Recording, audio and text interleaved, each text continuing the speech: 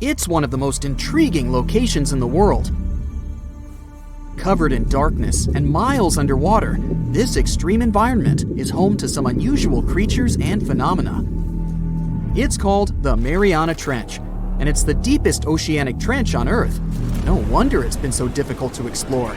Because of the risky conditions, people aren't able to explore this location without proper equipment. But what would happen if we threw a steel ball down there? Let's start with some basics. How did they first discover this enormously deep hole in the ocean? HMS Challenger identified it back in 1875. The ship had some pretty fancy sounding equipment for its time, but it wasn't nearly good enough to be able to fully explore the trench. Some decades later, in 1951, another ship, the HMS Challenger II, came back to the location better equipped. The vessel featured an echo sounder and was able to take accurate measurements of what seemed to be the deepest point on the surface of our planet. If you were to look at it in 2D, you'd see the trench measures 1,500 miles in length and 43 miles in width on average. It also looks sort of like a crescent-shaped scar when you observe it from above. Nothing out of the ordinary so far, right? Well, if you were to stretch a wire from the surface of the ocean to the trench's deepest point, it would measure a staggering 7 miles.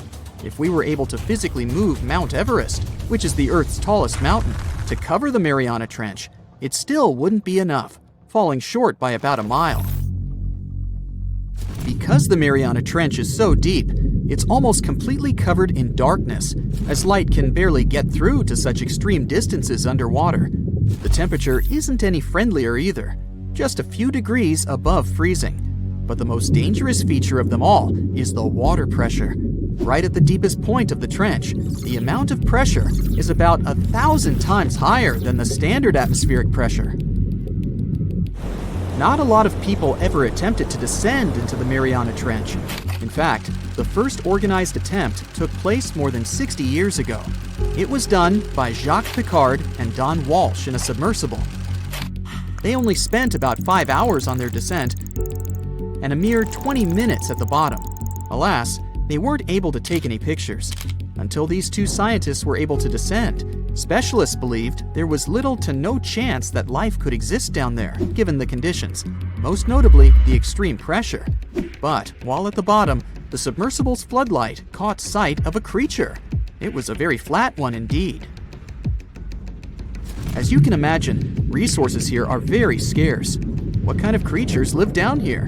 And how do they survive, given the harsh environment? Surprisingly, there is quite an abundance of wildlife living in the Mariana Trench. Some of these creatures fall back on chemicals to survive, like methane or sulfur, while other kinds of fish nibble at the marine life that's, well, weaker than them on the food chain. The most common creatures found here are xenophyophores, amphipods, and small sea cucumbers. Some of them adapted by hardening up their shell using aluminum harnessed from the seawater. Smaller creatures, like microbes, adapted by feeding on the chemicals emitted when the seawater hits the underwater rocks. They consider the Mariana snailfish the rock star of the area in terms of wildlife. They're small, ranging from 3 to 9 inches, translucent, and lacking any scales. But they're the top beast of prey in the area. It's no wonder some people started to believe that the ancient megalodon might still be living here. What was a megalodon, you might be wondering? It was the largest predator ever known in our planet's history. Basically, the biggest and nastiest shark ever to have lived. Scientists believe it's been extinct for quite some time, and the idea that it might still be hiding in the Mariana Trench doesn't have a lot of supporting information. The megalodon would have needed to learn to navigate in complete darkness. It would either have to be bioluminescent or evolve to have massive eyes. More so, because of its school bus-like size, the megalodon would have needed a lot to eat. Microbes and small snailfish just wouldn't have done the trick. If a steel ball were to be dropped in the trench, what would be its effect on it? Would the ball be strong enough to sustain such pressure? Let's look at the science here. If we assume it's a solid steel ball, the pressure found at the bottom of the trench wouldn't be enough to really affect it and cause permanent damage. It would take it a solid 12 minutes to reach the bottom of the ocean, though. What about the temperature? Well, It turns out that the difference in temperature on the surface and at the bottom of the trench is quite impressive, a difference of about 86 degrees Fahrenheit. So, it would cause the ball to shrink a bit, but yet again, once the ball returns to the surface, it would simply come back to normal. Should the ball get stuck there, there's another interesting question to answer. Would corrosion affect it? Corrosion of steel is highly dependent on the amount of oxygen in the water. The amount of oxygen dissolved in water remains constant at depths greater than 3 miles. I'll spare you the math, but it would take more than 10,000 years for the steel ball to completely rust under the sea. I can't help but wonder though, what would it take us humans to be able to survive at such extreme depths? Let's look at what was used in the past to explore this mysterious location. A little thing called syntactic foam. Why? Because it's the only material that can both float and resist the amount of pressure found here. Without this sort of protection, our lungs would rapidly collapse here. More so, the pressure from the water would push liquid into our mouths, replacing the much-needed oxygen with water. Then, there would be the much-needed ability to be able to come back to the surface should anything not go as planned. One of the vessels that went for a deep dive here had 1,000-pound steel weights attached to it, so it would ensure its sinkage. These weights were connected to the ship by a special type of wire that had an increased corroding time of 11 to 13 hours in seawater, just in case something went wrong down there, and they'd have to bounce back faster. Given the harsh conditions here, the problem of oxygen supply is really important too. Any vessel looking to descend into the Mariana Trench again would need to consider some sort of device that can recycle the air in order to reduce the amount of oxygen that needs to be transported down there. And the last, but definitely not the least of all problems, would be electricity. There surely isn't a power socket down there for you to charge your phone. So, there needs to be enough battery life to support all the necessary equipment, communication, oxygen supply, lighting devices, and so on. None of these problems seem to be quite the challenge anymore, since, as of recently, you can buy a tour of the Mariana Trench. 3 lucky individuals were part of such a project back in 2020. They were submerged in a 3.5-inch thick titanium sphere. This ensured that they didn't feel any pressure changes and physiological stresses whatsoever. Each of the guests took part in an individual trip that had an estimated length of about 14 hours. The descent itself took over 4 hours. Once they reached the bottom, they got the chance to witness some of the most extraordinary creatures on the planet. Then it was time to start the 4-hour ascent back to the surface. Can you swim? Good. Because you're going on a journey to the deepest point of the Pacific Ocean. Now, put on your flippers. The very bottom of the Mariana Trench is awaiting. Now, get in the water. Really, come on. All right. 1 foot underwater. That's the depth you can swim with no special gear like a mask. Hey look, must be some tourists. Or whales. 10 feet underwater. That's a little deeper than the public pools and beaches around the United States. You can see colorful fish and even phytoplankton that feed on the sun's rays. 26 feet down. This is the depth at which the foundations of the floating city of Venice in Italy stand. Builders laid columns at that depth on which they later built houses and streets. 30 feet underwater. You start to feel a lot of pressure. When you're on the surface, you're under atmospheric pressure, 15 pounds per square inch. But here, at 30 feet, that pressure is doubled. All the air pockets in your body, like your lungs or ears, begin to compress from this pressure, giving you discomfort. But no worries, your organs are soft and elastic, so you can keep diving. 40 feet underwater. Oops, you're running out of air. An average person can hold their breath for 30 to 90 seconds. The current record is an incredible 24 minutes and 37 seconds. Gasp. Okay, you'll need some diving equipment to continue your descent. There you go. Thank you very much. Tourists dive to this depth to look at reefs and corals. You don't need special skills for that, but you can't dive any deeper without training or a license. 45 feet down. Be careful. There's sharks swimming here looking for food, like you. Sometimes tourists descend to this depth in a safe cage to see the sharks up close. You're better off staying away from these predators and not attracting their attention. So make sure you're not wearing any bright and shiny jewelry. Sharks love that kind of thing. 62 feet underwater. You could see the Aquarius Reef Base Lab in Florida at this depth, if you were in Florida. It's really an entire building with rooms for exploring the seafloor, accessible through a hatch. 105 feet down. You see a strange bell hanging from a chain. People used to use these things for deep diving about 400 years ago. They'd lower a bell on chains with divers inside from a ship. There was enough air inside the bell for them to breathe. That way, they could explore sunken ships with treasures. 140 feet. At this depth, you could find an entire sunken city in Qianda Lake, China. You can still see streets, houses, and temples there. 330 feet. Whoa! You almost hit a huge blue whale. How could you miss it? These guys, the size of 2 train cars, usually dive to that depth. Shh! Let's listen to them sing for a while. It's beautiful. Now, let's keep going. 660 feet. This is where most of the ocean life ends. Sun rays hardly penetrate any deeper into the water. Everything below are unusual fish like this angler.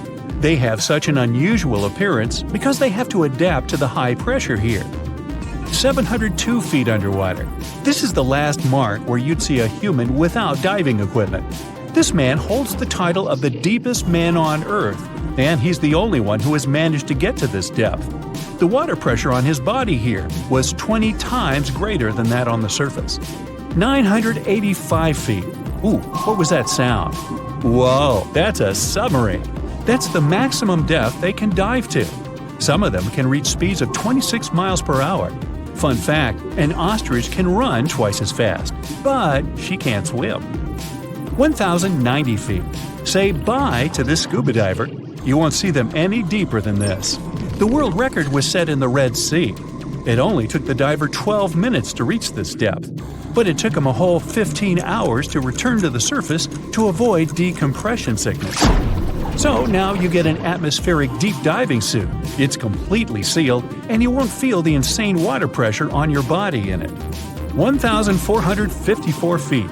If you stuck the Empire State Building in the water, its tip would be here, and all the carpet inside of it would be wet. 2,300 feet down. The water pressure here is 70 times greater than on the surface. The flexible plastic parts of your suit can't withstand that kind of pressure. So here's some urgent delivery. It's an ultra-deep submersible. Now you can continue your dive all the way down. 2,717 feet. Here you'd see the tip of the tallest building on Earth, the Burj Khalifa. Alright, who's sinking all the tall buildings around here? 5,387 feet. This is the depth of one of the oldest and deepest lakes in the world, Lake Baikal. Its area is slightly larger than the entire country of Belgium. 8,040 feet. That's the record depth the Perdido oil platform reaches in the Gulf of Mexico, and its above-water part with 3 decks is almost as high as the Eiffel Tower. 11,962 feet. This is the average depth of the Atlantic Ocean. You can see a huge tube as wide as a giraffe's neck, and it just seems to be endless. True, this cable connected Europe and North America and used to serve for telegraph communications. 12,303 feet underwater. Suddenly, in the darkness, you see the outline of a ship.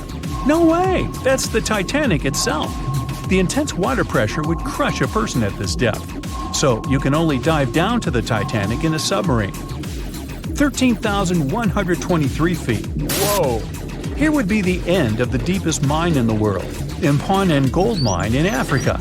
But you still have deeper places to go. Let's speed up. 20,000 feet. Here you can see the deepest debris of an old ship. The USS Johnson sank more than 70 years ago. You can still clearly see the number 557 on its bow. 26,200 feet. Here, in this total darkness, you'll find the deepest fish in the world, the Mariana snailfish. They're as long as a domestic kitten and have almost transparent skin. Their eyes are poorly developed for vision because the sunlight never reaches this deep. 29,030 feet. If you take Mount Everest, flip it over, and stick it into the Marianas Trench, this is exactly where you'd see its tip. Even though this is the highest point on our planet, you'd still have a lot deeper to go. 35,755 feet down. Here, in the Challenger Deep, you'd still see life. You'd need a microscope for that, though. Bacteria living here feed on organic molecules, similar to oil. A little deeper? Congrats! You've touched the bottom. It's 36,070 feet deep. The pressure here is 1,071 times higher than on the surface. But you're not the first person to have been here. One of the last expeditions to the bottom of the Mariana Trench was in 2012. An American filmmaker descended here in a submarine he designed himself. But the pressure broke some of the engines, so it was hard for him to maneuver here. The sonar was also damaged, and some of the batteries drained. He was in the Challenger Deep for about 3 hours and took many pictures and videos. If you look closely at the bottom itself, you can see bubbles. It's carbon dioxide and liquid sulfur. It's freezing here because of the extreme pressure and temperature close to freezing. But there's still life here in these harsh conditions. The 3 microorganisms are most common here: xenophytophores, amphipods, and small sea cucumbers. There's so few of them because they don't have enough food down here.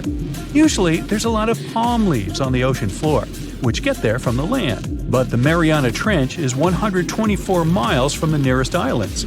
So the only food here is old plankton and fish scales from the ocean's upper layers. But it needs to travel tens of thousands of feet to become food for the bottom dwellers. But can you go even lower into the crust of the Earth? Well then, you'll need to unleash your giant drill and fire up the jet engines. You're pushing another 36 miles through the Earth's crust, and here is its edge. You've entered the upper mantle. It's an ocean of hot lava, 1,800 miles deep. You have to literally swim through this, reaching the outer core, another 1,400 miles deep. Then you reach the inner core, another 755 miles, and congrats! You're at the very center of the Earth. I hate to ask, but how do we get out of here? Hello, Brightsiders! Do you know where the deepest place in the world is? I think it's in the Pacific Ocean, near the Philippines and Papua New Guinea. It's the famous Mariana Trench. So let's take a tape measure, a very long one, and attach its end to the boat on the surface. Now we hold our breath and jump in the water. Fish and marine animals swim by. We descend lower to the depths and into total darkness. And after several hours, we reach Challenger Deep. The tape measure shows a depth of 36,200 feet. The famous Mariana Trench is not the deepest place on Earth, as everybody thought. The Kola super deep borehole located in Murmansk region in Russia beats it by a wide margin. And scientists have discovered something unusual and sinister there. When geologists were drilling the hole, they could reach the depth of 9 miles. And then they encountered voids. Scientists on the surface were surprised and scratched their heads and then decided to lower a microphone and dozens of other sensors in these voids. The temperature down below turned out to be 2,000 degrees Fahrenheit. And the microphone recorded something that sounded like human groans and screams. Many people thought the scientists had been able to drill into the underworld. The shocked people up above had already begun to panic, but suddenly an unknown creature jumped out of the drill pipe. It looked like a black goat that walked on its hind legs. Its body was shrouded in black flames. The creature got out of those deep hollows and ran off into an unknown direction. Okay, wait. These are just myths that one newspaper published on the 1st of April. It's International Joke Day, by the way, but many people believed it.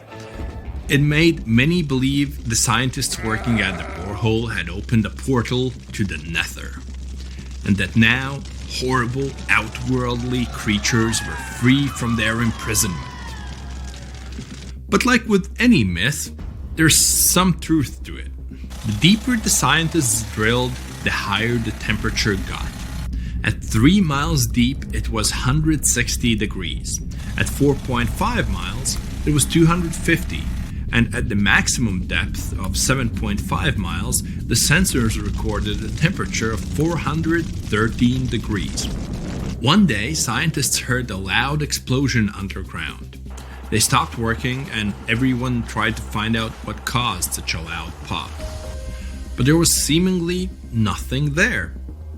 After a while, they continued drilling deeper, and at the same depth, no accidents happened. The drilling began in May 1970. They passed the first 4.5 miles quite easily, and it was primarily hard granite rock. It was like drilling through a hard wall. But then their drill went into softer layers, and the shaft of the hole began to crumble. It was like drilling in wet sand. Every time the workers took the drill out, there was a risk that the hole would collapse under its own weight. As that eventually happened, the scientists picked a new direction to drill, and you know what's interesting? In the end, the map of the entire well looked not like a straight beam from top to bottom, but like a tree trunk which had diverged into many different routes. 9 years later, scientists reached the depth of 31,400 feet and broke the world record for the deepest borehole. By 1983, they made it another 8,000 feet deeper. After a brief pause in the work, there was an accident. A part of the drill broke away from the main body and remained in the borehole.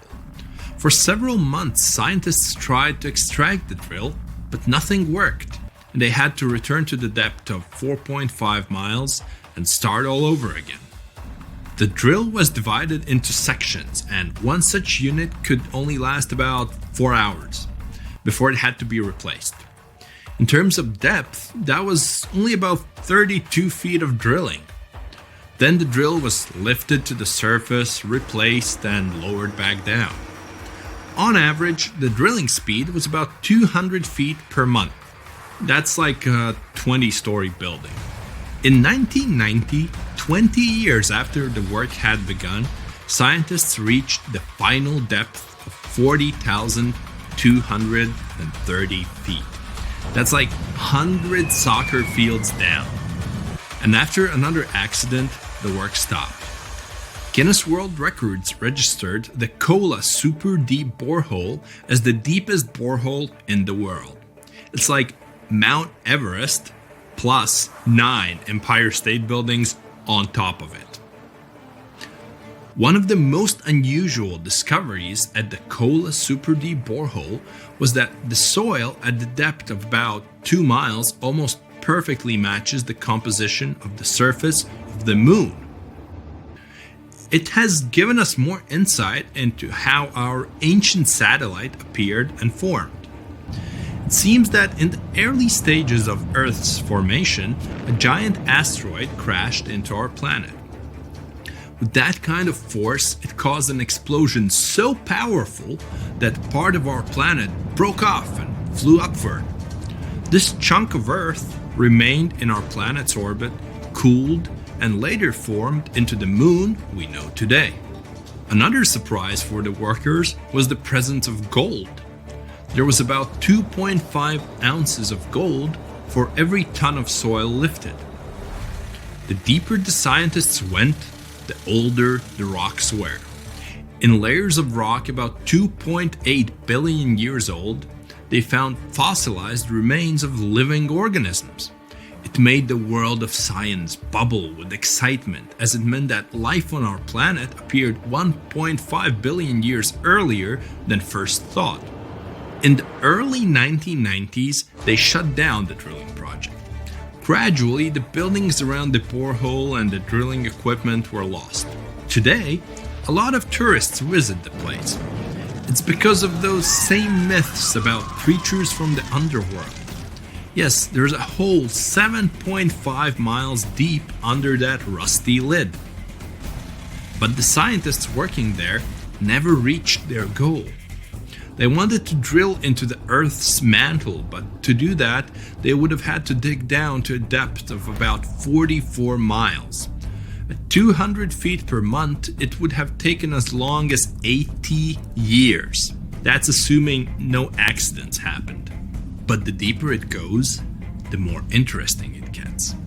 A few years ago, they found a massive amount of water deep underground. Somewhere up to 370 miles down, there's a substantial ocean billions of years old, and the amount of water there is several times greater than in all the oceans, seas, and rivers combined on the surface of Earth. The water there is at a scorching 2,800 degrees Fahrenheit, but because it's under a tremendous pressure, it doesn't evaporate. It's encased in a crystalline structure of minerals. This ocean was formed in the early stages of our planet's development, when there was only hot lava and debris of space bodies around. But the most exciting thing you can find by drilling is living organisms. They've been there in isolation for billions of years, and they can give us clues as to how life came into being in the first place. Scientists in Antarctica have created a similar borehole. An entire lake half the size of Lake Ontario was discovered under the thick ice. The amount of water in this lake is only 3.5 times less than in the Lake Baikal, the largest lake on Earth by volume. The ice that hides this lake is at least 20,000 years old, and the water beneath it has been isolated from the outside world for about 15 million years. While drilling, scientists lifted a chunk of ice from deep down below and found an unknown bacterium on it. Its genetic code was only 86% similar to known living organisms. That means that we've never seen bacteria like this before, or it had come from outer space. But that's just a theory. We know that these bacteria can live in unusual conditions and at water temperatures below freezing. The composition of underground lake water is also different from what we're used to. There's a lot more oxygen and carbon dioxide in it. Add to these conditions complete isolation, and we get living organisms that have developed and evolved in a completely different way. Do you understand what it means? The study of deep organisms may give us a clue as to whether life could exist beneath the ice on other planets or their moons. For example, Saturn's moon, Enceladus, has ice 24 miles thick. There may be an ocean underneath, which is heated by thermal springs. That's all for today. And guys, remember, let's become smarter every day together with Brightside. Most of the ocean is still shrouded in mystery, whether we're talking about dark corners or creatures that are hiding in the depths. But sometimes it gives us a peek into scary things it hides in its cold, dark depths. Like when you hear on the news that there are some deep sea creatures washed ashore after a powerful storm once again. Some just look weird, while others are real monsters that live at depths of more than 3,300 feet. The coldest and deepest parts of the ocean have created one specific phenomenon called gigantism. So, sea spiders, squids, worms, and many other animals, mostly invertebrates, or creatures without backbones, they're all way bigger and scarier than the versions we see in the more shallow areas. In the Pacific depths, you can see a sea sponge as large as a minivan. Or what about the colossal squid that lives in subantarctic waters and is nearly 14 times longer than the arrow squid, a type that mostly lives in New Zealand? Researchers found many of these underwater monsters in the abyssal zone of the ocean. Back in 2021, the researchers showed images of the giant phantom jelly. It was at a depth of 3,200 feet. Its tentacles were 33 feet long. Wow, I wouldn't like to face that one on the beach. It probably eats only small fish and plankton, but it can swim to depths of more than 21,900 feet. And down there, this giant jelly doesn't have enough food. how does it survive then? Scientists haven't figured it out yet. And there are even more questions related to the giant squid, the biggest one ever found. This monster is 43 feet long, with a weight of nearly a ton. Imagine if those tentacles would grab your car, or something like that. They would smash it like it was a toy. There's no light in the abyssal zone. Sun rays just can't penetrate that deep. So there's no algae or underwater plants there. Local animals mostly eat snow. Marine snow is not like the regular one you build a snowman with. It consists of any small flakes or remains that fall from the surface of the ocean. Maybe even some leftovers that animals up there couldn't eat. So it's not much. But apparently, it's enough for very large creatures that hide deep down there, like giant squids. Squids that generally live at such depths don't bother going after their prey. They just wait until the poor animal swims right up to their long tentacles and falls into a trap. It may not be the best method ever, because not many animals will even swim into these dark, cold parts. But it's the method that saves energy. A giant squid eats only 1 ounce of fish daily, which is approximately 45 calories. That's nearly 50 times fewer calories than an average person should eat per day. So when a squid gets 1 fish, it saves it for a couple of days. I hope giant squids won't get the idea to go to the surface and look for food when there's not enough of it in the abyssal zone. And I hope even more that giant Greenland sharks won't get that same idea. You can find them at depths of up to 7,200 feet. They're twice as slow as we usually walk. They swim at a speed of 1.12 feet per second. Their slowness is part of the energy-saving mechanism that creatures down there need to survive. But they can speed up in the form of short bursts when they need to catch prey. But they kinda change their diet from predator to scavenger, considering their environment. There will be more leftovers falling from the surface than animals to go after. Greenland sharks grow just 0.4 inches per year, and they're mostly 20 feet long, which means they live for a very long time, sometimes up to 400 years. They also have a slow metabolism, and that's one of the main factors for their long life, too. Greenland sharks like to spend their time in cold waters. They're adapted to that, since their tissues have specific chemical compounds that prevent the forming of ice crystals all over their body. That means they have some sort of natural antifreeze. So what makes them so big? Scientists are still not sure, but some theories try to explain it. There's this thing called Kleiber's rule that says bigger animals tend to be more efficient. Just take a small fish and compare it to a whale with a mass hundreds of times bigger. The whale has a greater metabolism. It conserves energy more efficiently and loses less of it to the surroundings through heat. Moving on, bigger animals can ingest bigger prey. They're more likely to go through tough issues in their environment or defend themselves from predators going after them. Also, the body gets bigger when temperatures are lower. The Greenland shark is a perfect example. So are giant sea spiders. Sea spiders are generally common, and you find some very small ones at 0.04 inches. But in deeper parts of the Antarctic, they become 3-foot-long giants. They grow so big because the cold water has more oxygen. That way, more of it diffuses into the animal's body, and that allows it to grow bigger. Yeah, both as a creature and a nightmare. And how about this giant tube worm? Researchers found it accidentally while they were exploring the mysteries of the Pacific Ocean floor. They stumbled upon unusual hydrothermal vents. Volcanic heat is a thing that gets them going. As water seeps down through faults or cracks in the rock, these vents change their direction. When the water gets out of the vent, it's rich in different minerals and chemicals. Most animals wouldn't survive being around this toxic soup of chemicals, but not these tube worms. They came as a true surprise, because not only are they not bothered by these toxic vents and the almost boiling temperature of the water, but they developed entire ecosystems there. They're unique because they don't need sunlight to survive. Instead, small bacteria are their main source of energy. That bacteria gets their energy directly from these toxic chemicals. So it's not photosynthesis, but a process called chemosynthesis. And these tube worms don't have mouths.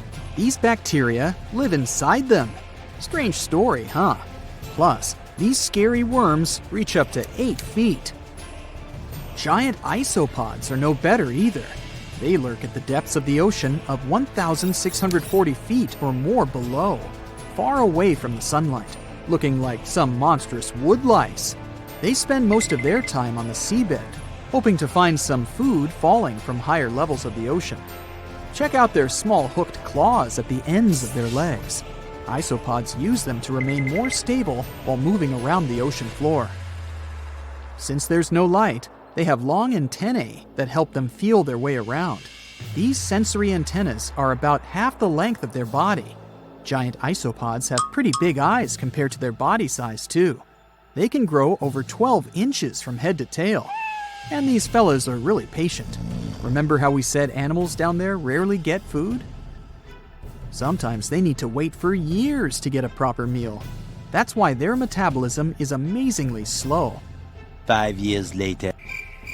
They can go for 5 years without eating anything. Imagine that. I get hungry just talking about this. In 2006, a biologist did research to compare the differences between the shallows and the deep sea regions. He realized the deep sea mirrors the island rule. First, isolated parts of land develop biodiversity you won't find anywhere else. Second, small-bodied life there grows much bigger when it's isolated, compared to life on large land masses. Resources are limited, but also competition and predators. And we don't know much about these deep-sea creatures. It's too expensive and too complicated to carry out such research. So we'll just wait for more raging storms to show us at least part of the monstrous world cold ocean depths hide. So you're swimming 2 miles down at the bottom of the ocean. Don't ask me how, just play along. It's cold and the pressure is intense. No fish in sight. Then you notice a green shiny thing. It's a cookie cutter shark. Its neck glows in the dark to attract fish and other delicious treats. The shark doesn't look like much. It's small, about the size of a cat. It has brown skin and large green eyes. But looks can be deceiving. Every night, this creature rises to the surface and goes after great white sharks, whales, even swordfish. If you look closely, you'll see a round mouth with a bunch of sharp teeth in it. They don't just bite, they work kind of like a saw. This one's called a cookie cutter shark because when it sees something delicious, it takes a cookie-shaped bite out of it. These sharks have even been known to disable submarines. Wonder what flavor they are. Our next shark is about the length of a car. Only about 100 of these sharks have ever been seen, but if you met one, you'd never forget it. It has a big mouth, a huge mouth, a mega mouth, like me. It's the mega mouth shark. You could easily fit in it if you curled yourself up. They're not dangerous though, not to humans. They feed by swimming around with their mouths open, filtering out plankton and other underwater goodies. The shark has special organs in its mouth that glow, attracting little crustaceans. It swims deep in the ocean in total darkness. Probably has a great smile though. Thresher sharks also have a huge body part, the tail. It's almost half the length of the shark itself, and it looks like a helicopter blade. It's one of the few animals that hunts using its tail. The shark sneaks up on a school of fish and starts to shake its moneymaker. This freaks out some of the fish, which is exactly the plan. In a pinch, it can also use its tail to defend itself. The best thing about this shark, it doesn't attack people. The angel shark. There are quite a few types of angel shark out there, but they're more shark than angel. They're flat like stingrays, and their skin is covered with patterns that help them blend in with the seafloor. Because of this disguise, divers sometimes accidentally touch them, which isn't the best idea. They're fast and have powerful jaws. Still, they prefer the taste of small fish to you. The horn shark has 2 ridges that look like horns right above its eyes. It's definitely the grandpa of the shark world. Not aggressive, swims pretty slowly, and is up late almost every night. Its 2 favorite meals, sea urchins and crustaceans. It moves its fin on the seafloor almost as if it had paws. But don't underestimate this guy. It has one of the strongest bites of any shark.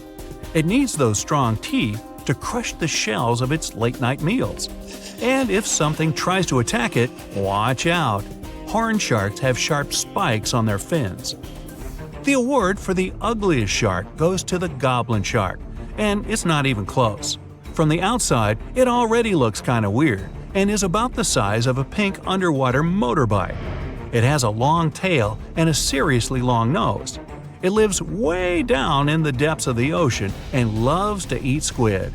It's not as fast as its relatives, but it's way more sneaky. It has a secret squid catching technique which is totally wild. The shark swims behind the squid. It's catching up, getting closer and closer, but the squid isn't slowing down, no way. It looks like the poor goblin shark won't have any lunch today. Then it opens its mouth. Its jaw is attached to folds of skin that mean it can literally throw its jaw out of its mouth. And it's a shark, so those teeth are sharp. That extra reach helps it grab its lunch, and when the meal's over, it pops its jaw back in its mouth. These sharks have been seen many times off the coast of Japan. They're actually named after the goblins in Japanese myths and fairy tales. There's only one thing out there cooler than a ninja shark. It's the ninja lantern shark. Imagine there's a tube you can slide down that takes you to the bottom of the ocean. It's too dark, you can't see anything. Suddenly, a glowing dot, moving around in the distance. It's coming closer, shooting towards you. It's a blue glowing head. Worse, it looks like this head doesn't have a body attached to it. The ninja lantern shark has black skin, so it's almost invisible in the dark. It's only the size of a human arm, but its small, sharp teeth are no joke. No one really knows why this shark glows. Maybe to attract tasty fish? Another theory out there is that it uses this light to communicate with its friends. It has friends? The hammerhead shark. These ferocious sharks can weigh up to half a ton. They live in tropical waters all over the world, and they're one of the most recognizable sharks out there. Their eyes really are located on the sides of their hammerhead. This means they can see in almost all directions. They even have special neck muscles to lift their head up and down just to see that little bit better.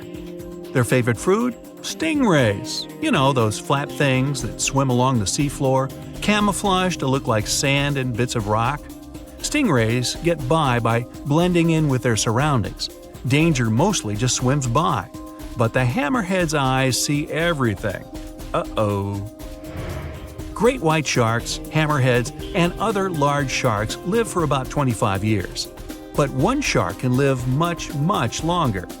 The Greenland shark can live anywhere from 300 to 500 years. It lives mostly in the North Atlantic and Arctic oceans. It loves to swim deep down where it's dark, so it uses its nose to sniff out food. Since it spends so much time down there, it's figured out how to withstand the strong pressure. It's one of the oldest living, largest, and slowest fish on Earth. Just imagine, you're on an Arctic cruise and you see one of these sharks moving slowly through the freezing cold water. It might be 400 years older than you. Most sharks are omnivorous. They can go after dolphins, other sharks, crabs, sea urchins, smaller or even larger fish, hot dogs. Kidding about the hot dogs. But the bonnethead shark is a bit different. It eats algae for about half its meals. It's actually related to the hammerhead shark, but its head looks more like a shovel. Can you dig it? If you see this guy swimming around, you might think it's a sea snake or a huge water worm. Frilled sharks like to swim way down at the bottom of the ocean, like a lot of sharks. When they're chasing something delicious, they move kind of like a snake. And just like a snake, they like to gulp down their lunch all in one piece. But that doesn't mean they don't have teeth. They have about 200 nice and sharp ones. The saw shark has a long, flat, and seriously spiky nose. Those teeth on its nose never stop growing. Each tooth is equipped with electric receptors to help the saw shark feel around for nearby fish, like a ship's radar. When dinner's nearby, the shark swims up and strikes with its nose, waving it around like a knight showing off his skills. Meanwhile, you won't have time to blink if this guy floats past. Did you see it? How about now? Meet the fastest shark in the world, the short-fin mako shark. It can swim up to 35 miles per hour. That doesn't seem that quick on land, but underwater, that's fast. Slower than a cheetah, but faster than most dogs. It's warm-blooded, which is super rare for a shark. That helps it swim to cold and distant places where an ordinary shark simply wouldn't survive. The swordfish goes much faster. It can swim up to 60 miles per hour. It's not a shark, but it's still an amazing creature. In a race, the swordfish will usually come out on top, but it's not just fast, it's ingeniously fast. It has a gland next to its nose that pumps out a special oil. This oil spreads through its nose and comes out through tiny holes. This special oil is waterproof, which lets the swordfish glide through the water at high speed. Ever wonder why, despite all our advancements in technology and science, there's a vast expanse of our own planet that we barely know about? Believe it or not, over 80% of our oceans remain uncharted territory. It's as if we've got this massive aquatic playground in our backyard and we've barely scratched the surface. Also, did you know that only about 7% of our oceans have a special tag called Marine Protected Areas, or MPAs? How come this colossal body of water that envelops most of our planet is also among the most vulnerable and misunderstood spaces in the universe? Pressure has a lot to do with it. Our deep ocean is a beast of a place with no visibility, freezing temperatures, and pressure that's so intense that in certain areas it would make you feel like you're having the weight of 50 jumbo jets on your body. No wonder we're having an easier time sending people into space than to the bottom of the ocean. The deeper you go into the waters, the more pressure piles up. But let's not forget we have tech on our side, right? Scientists now use these cool satellite technologies that track the color of the ocean to check how much phytoplankton is there, for example. Why is this important, you might ask? Because these little plant-like critters are actually pretty major players in our big blue oceans. In the grand scheme of things in the aquatic world, phytoplankton is like the bedrock of the ocean food chain. It gives life to almost everything, from the tiny zooplankton, which are animal-like microorganisms, to those colossal, magnificent whales. When these technologies first came around, satellites could get clear images of the ocean faster than a ship could take the same number of measurements in 10 years. But it's not all about looking at the ocean from space. Sometimes you gotta dive in there and see it for yourself. Thankfully, we've come a long way in ocean exploration tech too. We've got things like floats and drifters that ride the ocean currents while collecting data, and a whole fleet of underwater vehicles, some of which are manned, some remote-controlled, and some even autonomous. Remember James Cameron, the guy who made the movie Titanic? He's super into exploring the ocean, and in 2012, he set a record by going down to the Mariana Trench in a vertical torpedo sub. He thinks there's nothing like being in the ocean and experiencing it firsthand.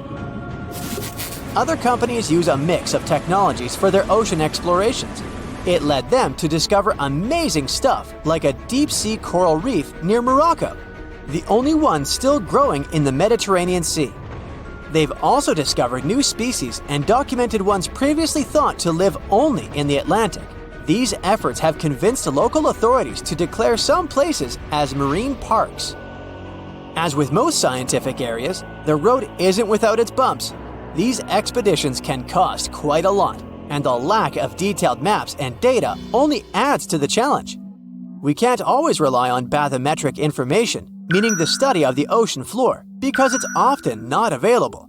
And that's the tricky part. We need to explore more to know more. But getting the funds for these kinds of projects can be tough when there are so many unknown variables.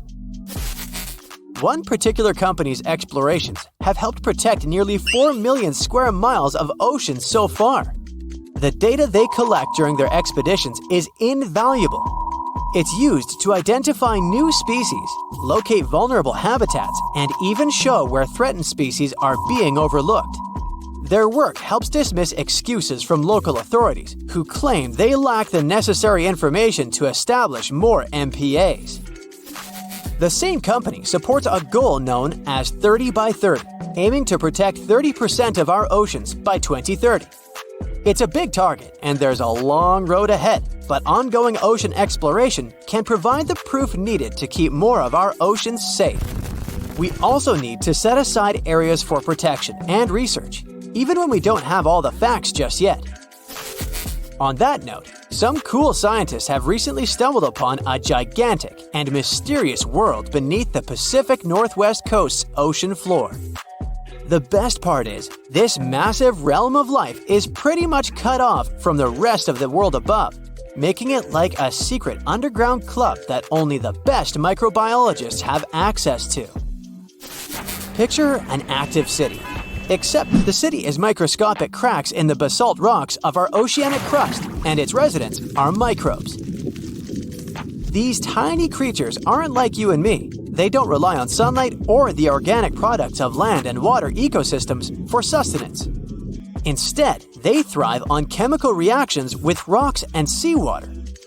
Scientists call this type of life chemosynthetic, which sounds complicated, but it basically means life sustained by chemical reactions. While this sort of life has been found deep in mines and around seafloor hydrothermal vents, the scale at which these creatures are found under the oceanic crust is unprecedented. It might even be the most extensive ecosystem on Earth. A geomicrobiologist from Denmark was part of the team that made this discovery.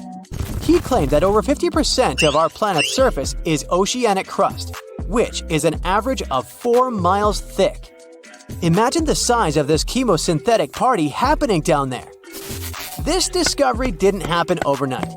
Since the 90s, scientists have found weird tiny holes in the basalt rocks that make up much of Earth's outer crust. They seem like they might have been made by bacteria, but hey, there was supposed to be no life there. I mean, imagine trying to survive in a place that's hot, deep, dark, dense, and mostly devoid of the organic compounds we need for life. Yet, here they are.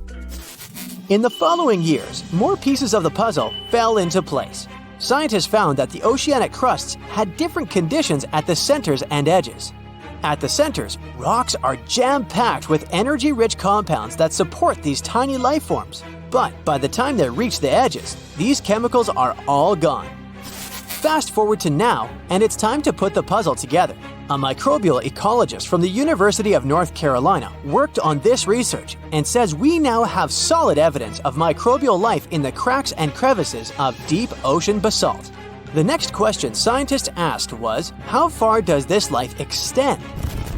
Researchers collected samples of crust from a plate roughly 120 miles off of Washington's coast, drilling deep beneath the ocean's surface. What they found down there was remarkable.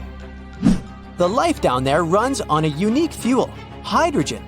Yep, in the absence of sunlight, hydrogen provides the energy for all their biological processes. These microbes use hydrogen to transform carbon dioxide into organic matter. This matter and other byproducts, like methane, then fuel other organisms, creating a network of life. Of course, the life down there isn't as complex as the one we know up here. Scientists doubt there will be any multicellular life under the ocean because it's too hot and energy poor. But hey, who knows? This universe under our oceans still has a lot to reveal. This whole thing is significant for many reasons. First, it confirms that life can exist in places without oxygen, which changes our perspective on where we can find life. This makes us wonder if life could exist under similar conditions on other planets, where surface conditions might be too harsh. The implications on Earth are also profound. If a large portion of life exists in the oceanic crust, then our understanding of life on our own planet could be completely changed. This exciting discovery stretches our understanding of life and prompts us to keep exploring the mysterious depths of our oceans, pushing the limits of our understanding. NASA is also in on the whole deep sea exploration project. Why? Shouldn't they be preoccupied with outer space? Because they're hoping to find hints about what the oceans on other planets might look like. NASA specialists are really hopeful that by unearthing underwater secrets, we can solve some of the big questions about space. Plus, they're testing some nifty equipment for future journeys across our solar system.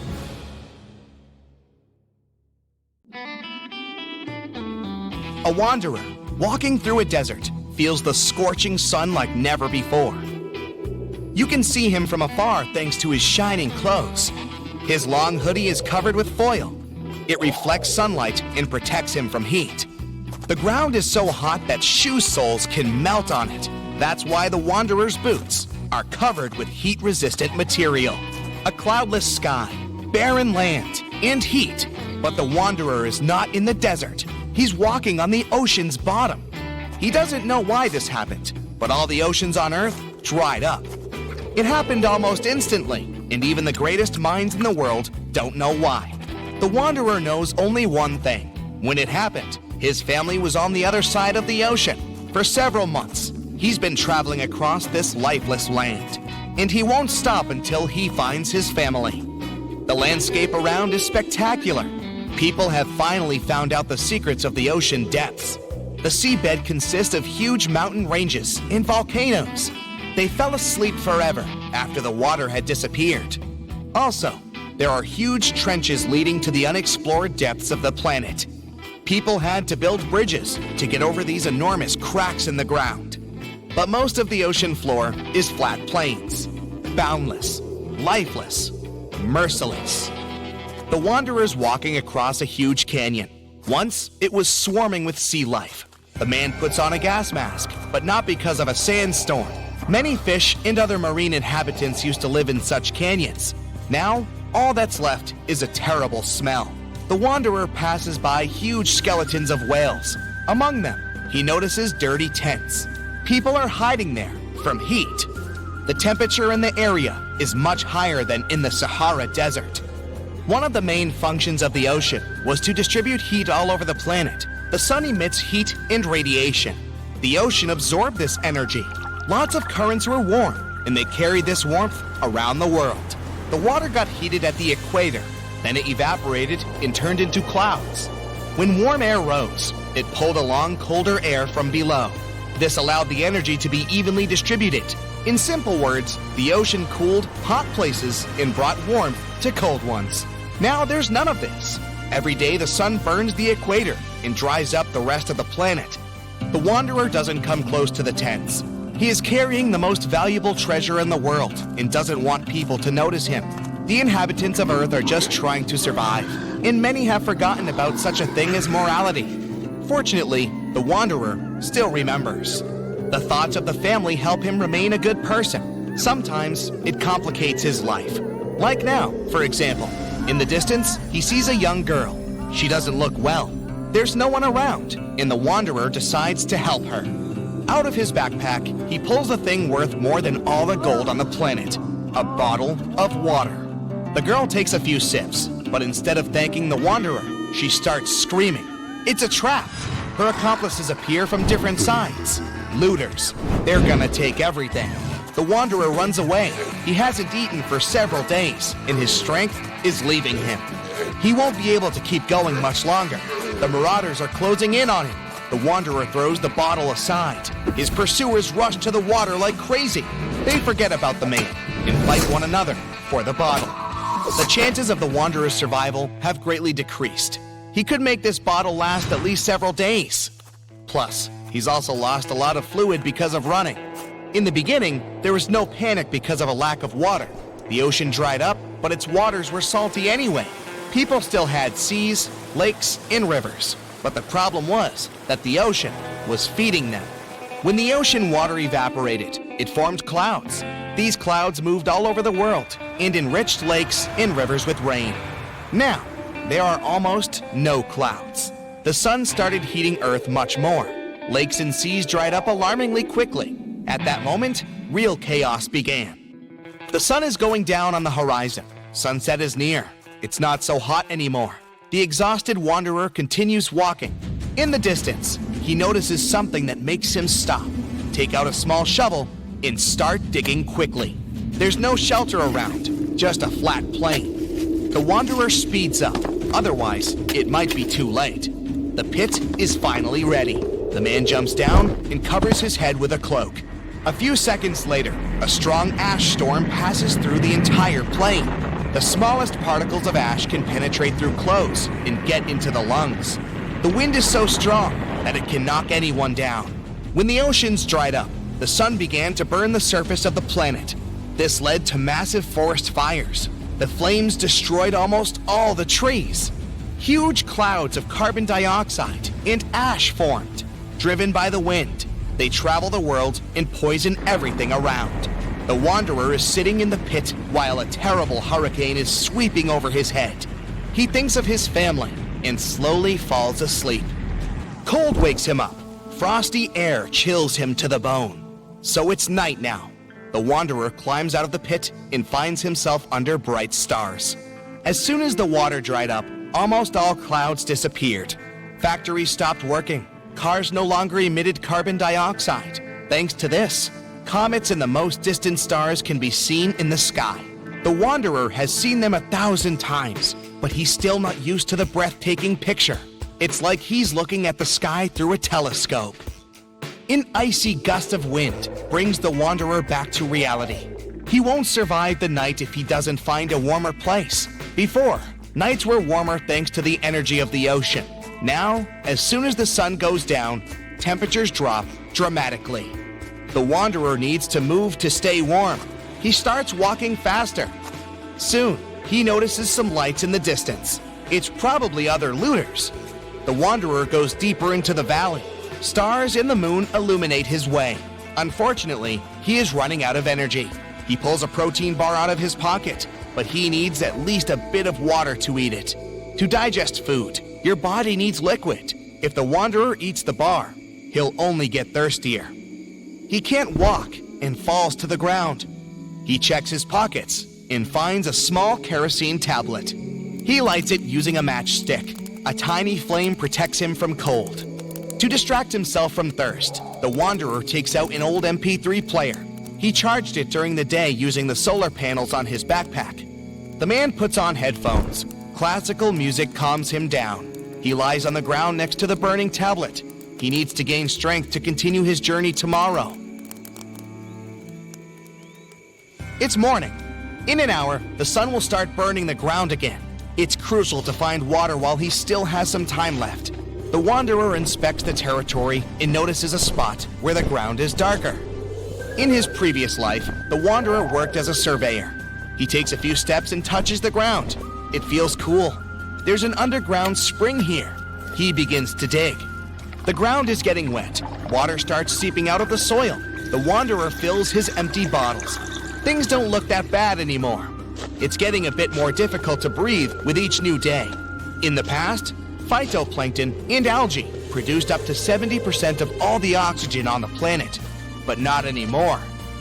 Several days have passed. The wanderer runs out of water and food again. Fortunately, not for long. He's now walking among huge sunken ships. He sees modern aircraft carriers, liners, and even ancient pirate boats. In the distance, he spots huge mountains. The tops of these rocks are what used to be called the shore. The ocean floor is ending. The thoughts about reuniting with his family give him more strength. The man reaches the top and finds himself in the middle of a ruined city. It's empty. Where have all the people gone? Where is my family now? The wanderer asks himself. The man walks through the abandoned streets and meets an old man. He says that almost all the people who used to live here left the city and went to Antarctica. The wanderer has a new goal. He's going to get to the icy mainland no matter what. He will find his family.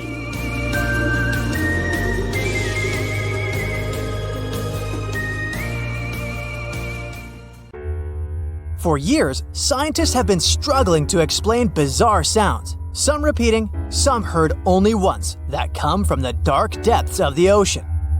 From bewildering hums to worrying bloops, the water transmits outlandish acoustic phenomena. One of these mysterious noises got named the upsweep. For the first time, this long train of sounds was registered in 1991 in the Pacific Ocean. One of the most unusual things about this signal is that it keeps changing, as if trying to confuse researchers even more. Like some unearthly howl, it varies from high to low frequencies and then back again, and you can hear it better in the spring and fall than in the winter and summer. Why the upsweep? It's simple. The sound travels from the bottom of the ocean towards its surface, as if sweeping up. Scientists do have a theory explaining this phenomenon: the activity of undersea volcanoes. Hot lava pouring into ice-cold ocean water could theoretically create such noises, but there's no proof found yet. Plus, the sound has been declining since 1991, even though it can still be detected.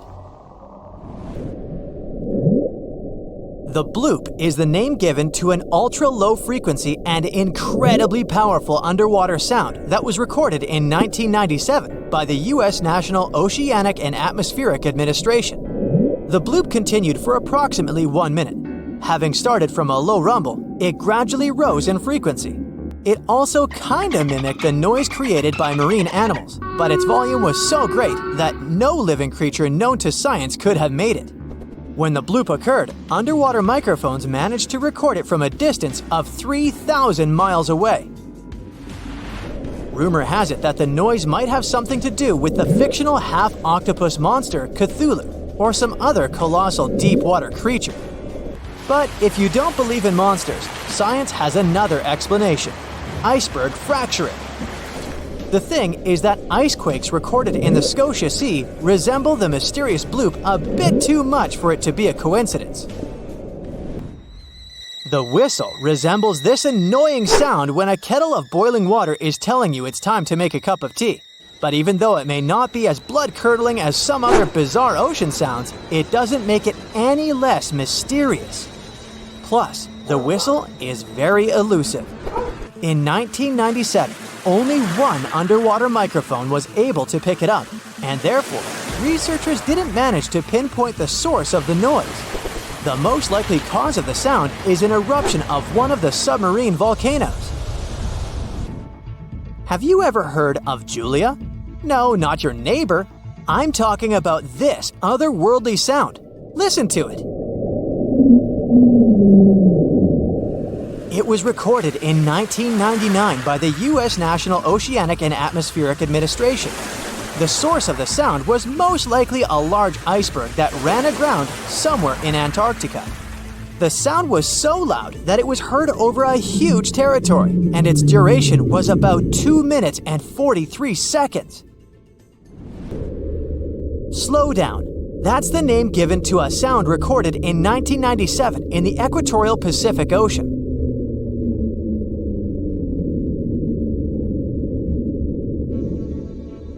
The sound was called this way because it slowly decreased in frequency over 7 minutes or so. It's been picked out a few more times since it was recorded for the first time.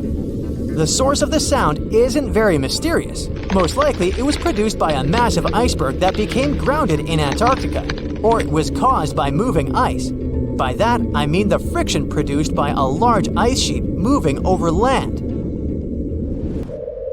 The loneliest whale sound is often called the 52 Hz whale because the animal that creates it calls at a unique for these creatures frequency. When you listen to this sound, it sounds like a low bass note. At the same time, it's much higher than the normal frequency of the whale call, which rings between 10 and 40 Hz. Interestingly, scientists have been listening to the world's loneliest whale for decades, but haven't managed to figure out its precise location. Nobody knows whether the mammal is male or female, what species it is, or if the animal is still alive. After all, for the last time, its call was recorded in 2004. Earth-shaking booming sounds have been reverberating off some parts of North Carolina for more than 150 years. Called Seneca guns, they're most often heard near the coast. The sounds are so powerful that they often rattle window panes and sometimes vibrate entire buildings. They can last from 1 to almost 10 seconds. Even though scientists haven't cracked this mystery yet, there are some theories. They range from earthquakes to severe distant storms and quarry blasts. But even though the ground trembles every time the phenomenon occurs, no seismic activity coincides with these events. So far, scientists have come to the conclusion that the mysterious sounds happen in the atmosphere, not on or under the surface of our planet. If this theory is true, bolides might be the answer. These extremely bright meteors often explode once they enter Earth's atmosphere. Or Seneca guns might be born in the ocean. Sometimes, when enormous waves collide far away from the shore, you can hear it, even if you're nowhere near the coast. Seneca guns are a type of skyquakes. You don't need to travel to a particular part of the world to hear one of those. Mysterious sonic booms ramble from the sky everywhere, from the US to India and Japan. Just like Seneca guns, this sound phenomenon occurs mostly near the coast or a big body of water. Rattling glassware and windows in the nearby houses, skyquakes could be connected with ultra-fast airplanes breaking the sound barrier. But people started hearing the first skyquakes in 1824. The theories trying to explain this phenomenon include sand dunes shifting, meteors entering the atmosphere, distant volcanoes erupting, Earth's crust cracking during earthquakes, and even gas bursting out of underground vents in the sea or lake bottom.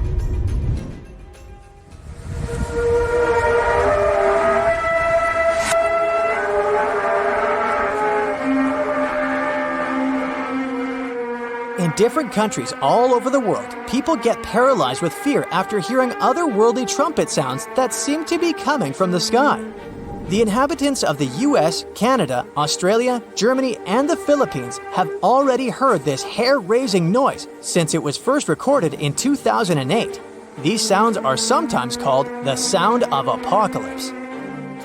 And although until recently, nobody could understand the origin of the sounds, NASA claims that there is nothing to be afraid of. The noise can be coming from our own planet. Usually, it's quiet and thus inaudible to the human ear. But when it gets louder, the outcome is the very trumpet sounds that scare people all over the world. Bristol Hum started in the 1970s when hundreds of Bristol inhabitants began to talk about a bizarre noise audible only at night. The noise was a low-level hum, and nobody could identify or trace the source of the sound. But the strangest thing about the noise was that one day, it stopped as abruptly as it started. But not before people in other towns across Britain reported hearing similar sounds. Some time ago, the mysterious sound returned. In 2015, a group of French scientists claimed that they had solved the mystery of the Bristol Hum. They stated that the culprit was ocean waves that made the ocean floor vibrate. But while it was all good and well, it didn't explain why the sound was around for only several years or why it chose to return. If you ever come to the town of Taos in New Mexico, don't let another strange and unexplained phenomenon send you running for the hills. This phenomenon is a faint, low-frequency hum ringing in the desert air and grating on your nerves. Even stranger, only 2% of people who live in Taos hear this noise. But for those who do, it's unstoppable torture. On top of that, everyone describes the sound in a different way, from a quiet whir to an eerie hum or even persistent buzz. And while some people believe that the Taos hum is the result of unusual acoustics, the others suspect a bad case of mass hysteria. No one has located the origin of the hum yet. Okay, let's try something together. Open any world map you have available. It can be the one you find in your bookcase or even an online version. Take a look at the vast area covered by water. That's 71% of the Earth's surface. And all that is salt water from the world's oceans. There aren't any borders between the four oceans we've all come to know. But oceanographers and the world's countries did traditionally split these waters into four distinct regions: the Pacific, Atlantic, Indian, and Arctic Oceans. And here comes the big surprise. The scientific community has recently recognized the fifth body of water. It's called the Southern Ocean, and 3 of the 4 original oceans border it. It circumnavigates Antarctica and the lower portion of the globe and reaches Australia and the southern portions of Africa and South America. What makes this ocean so special? How did the scientific community eventually recognize it? And more importantly, what mysterious creatures does it hide? Let's find out. The Antarctic Ocean, or the Southern Ocean, was first mentioned back in 1937 in the second edition of the International Hydrographic Organization's Limits of Oceans and Seas. That's a mouthful. Back then, this organization considered that it was wrong to consider the Antarctic Ocean as its own distinct body of water. Why? Well, because at that time, an ocean was defined as water surrounded by land, and not water surrounding land. However, they reconsidered it in 2000 and voted to include this ocean in the official list. They also decided on the name Southern Ocean over the commonly used Antarctic Ocean. Finally, the organization concluded that the ocean should be considered as ending at the 60th parallel south latitude. But how old is this ocean? Well, many specialists believe it to have formed only 30 million years ago, which would make it the youngest of the world's oceans. It was created when Antarctica and South America moved away from each other during the early stages of our planet's development. This unique water current is a distinctive component of the Southern Ocean, as it helps keep the waters flowing around the icy continent. It's called the Antarctic Circumpolar Current, and it moves to the east with incredible speed. It's estimated that it moves an enormous amount of water per second. Some of the disputes regarding the Southern Ocean also have to do with this amazing current.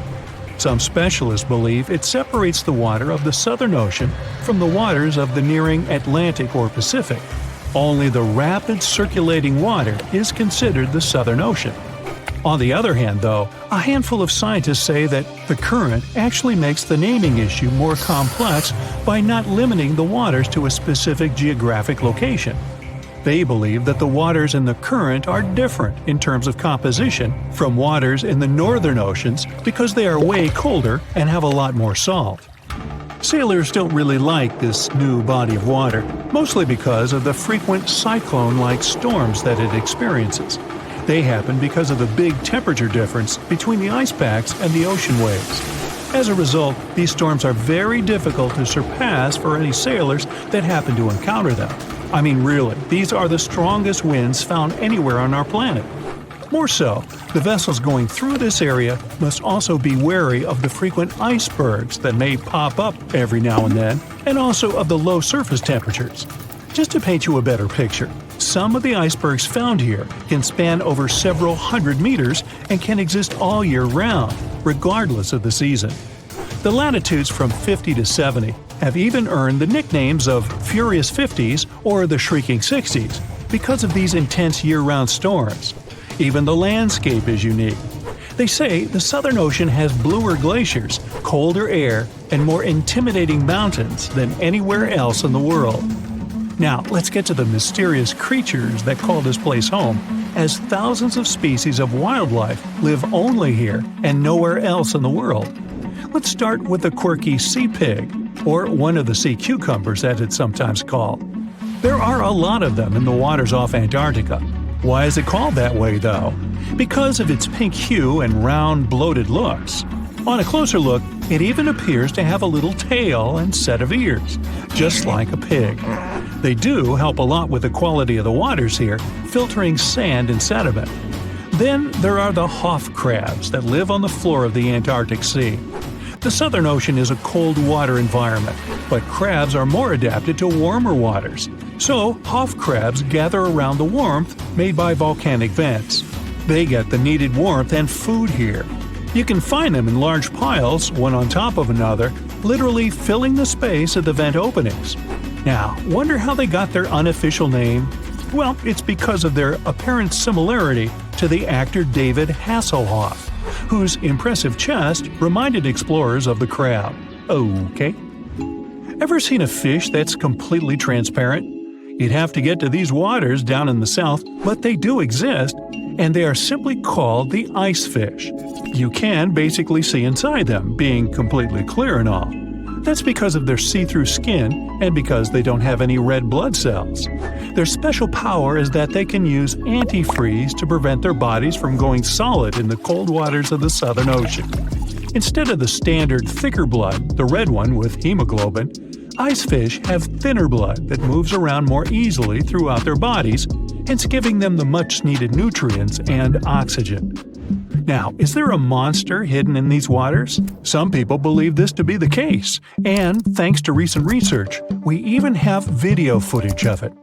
Some Australian researchers stumbled upon a bunch of weird-looking creatures that were swimming near the seafloor of the Southern Ocean.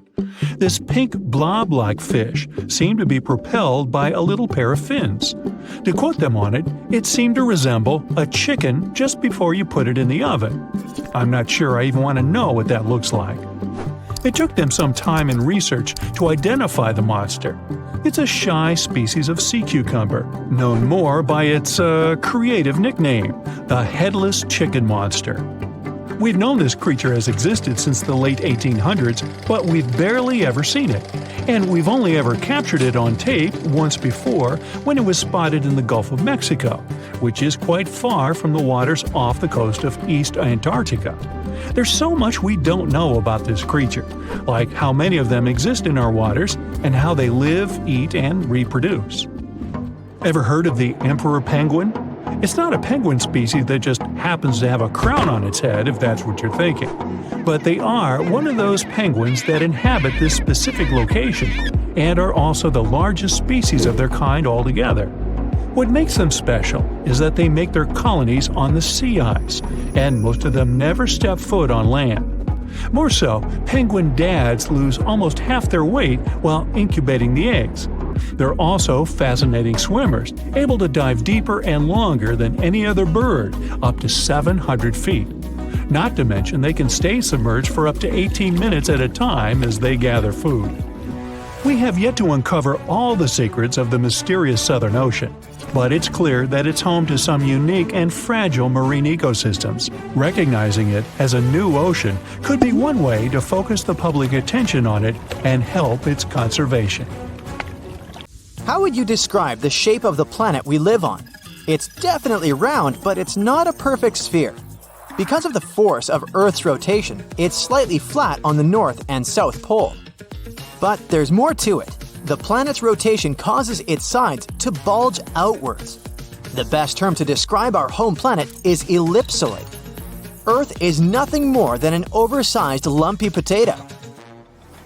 These are the words of Atraji Ghosh, a solid Earth geophysicist from Bangalore. She and her team have been studying something called the Indian Ocean Gravity Hole. Sounds like the scenario for a science fiction movie, but it's very much real. We think of gravity as something consistent. If you drop a pen from your hand in Los Angeles and in Perth, they're going to fall to the floor at the same time. Well, this is not completely true. Gravity is connected with the mass of a celestial body. Astronauts on the surface of our moon don't walk, but move in hops. That's because Earth weighs 81 times more than the moon. Less mass means less gravity. Earth is more massive, so it has a stronger gravitational pull. But there's a catch. All this mass isn't distributed evenly across the planet. As a result, gravity varies as well. NASA has been mapping Earth's gravity field since 2002 using twin GRACE satellites. The maps they produced show where gravity is stronger and where it's weaker. Mountain ranges such as the Himalayas contain a lot of mass. This means they generate a stronger gravity field. The opposite happens in ocean trenches. The deepest of them is the Mariana Trench in the Pacific Ocean. You could almost stack 2 Mount Kilimanjaros inside it. The low concentration of Earth's mass below it means that the gravity field here is weaker. Places on the globe where huge chunks of mass are missing are called geoid lows. A geoid is an imaginary surface that follows the outline of sea levels around our planet. Imagine the Earth without any land. That shouldn't be too hard since the nickname of our home is Blue Planet. Now draw a curvy line along the surface of the oceans, and you get a geoid. In reality, the line stretches across oceans, as well as land masses. Scientists use this imaginary line to calculate the depth of tremors or objects that occur underground. When the wavy line goes down, that's a geoid low. The biggest of them sits at the bottom of the Indian Ocean. The first to discover it was a Dutch geophysicist in 1948.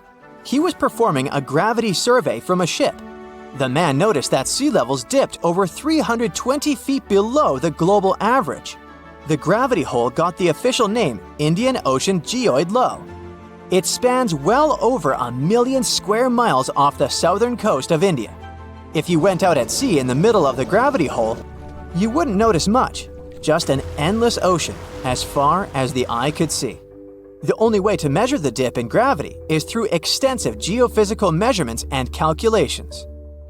The concept of a gravitational hole existed for nearly 2 centuries in the scientific community, but researchers could study it in high detail only after satellite measurements became possible in the late 20th century.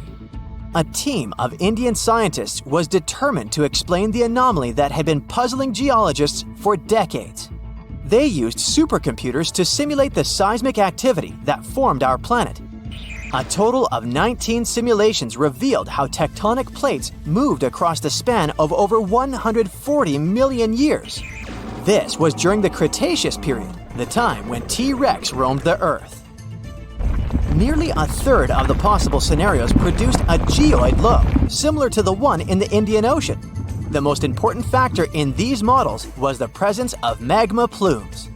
These are places inside the Earth's mantle where lava flows upwards.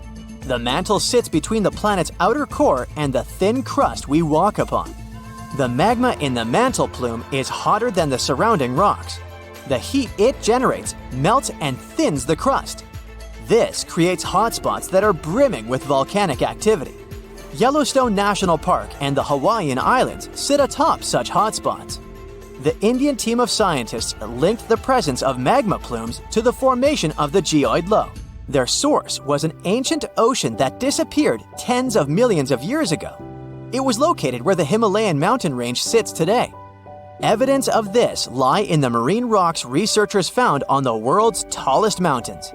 The oceans ceased to exist when India's landmass separated from the supercontinent called Gondwana. It drifted north and merged with the rest of the Asian continent. At the time, the Eurasian supercontinent was called Laurasia.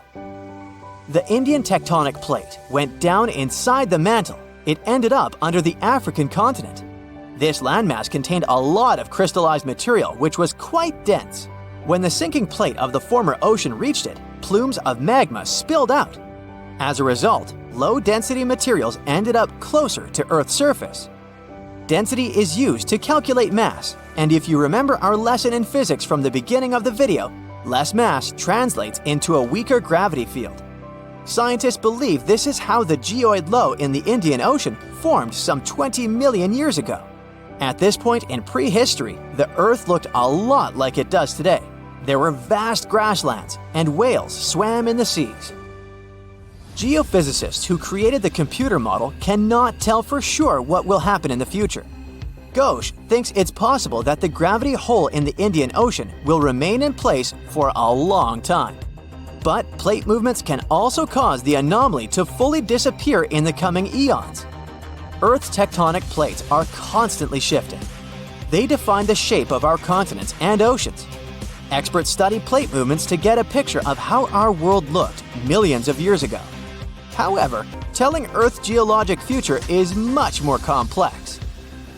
The gravity hole in the Indian Ocean is the biggest, but it's not the only one in the world. Other areas with low gravity include the island of Cuba and the Bahamas. On the opposite side of the spectrum are the Philippines. Here, gravity is stronger than normal, but the poles are the places with the strongest pull to them. They are the closest to the center of the Earth. If you stand directly on the North or the South Pole, you are 3,950 miles from the planet's core. At sea level on the equator, this distance increases by more than 13 miles. Earth's gravitational field also has an effect on your weight. At the equator, you weigh 1% less than you do on the poles. The South Pole is maybe more suitable for this experiment because there is actually ground there. But gravity is the strongest at the North Pole in the middle of the Arctic Ocean. This is where scientists in 2013 recorded the highest gravitational acceleration on the planet.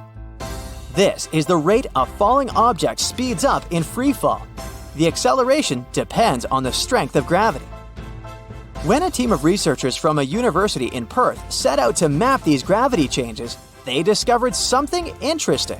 Gravitational acceleration was the highest at the surface of the Arctic Ocean. This is something they expect to find, but the location of the lowest acceleration point amazed them. It wasn't on the equator as they assumed.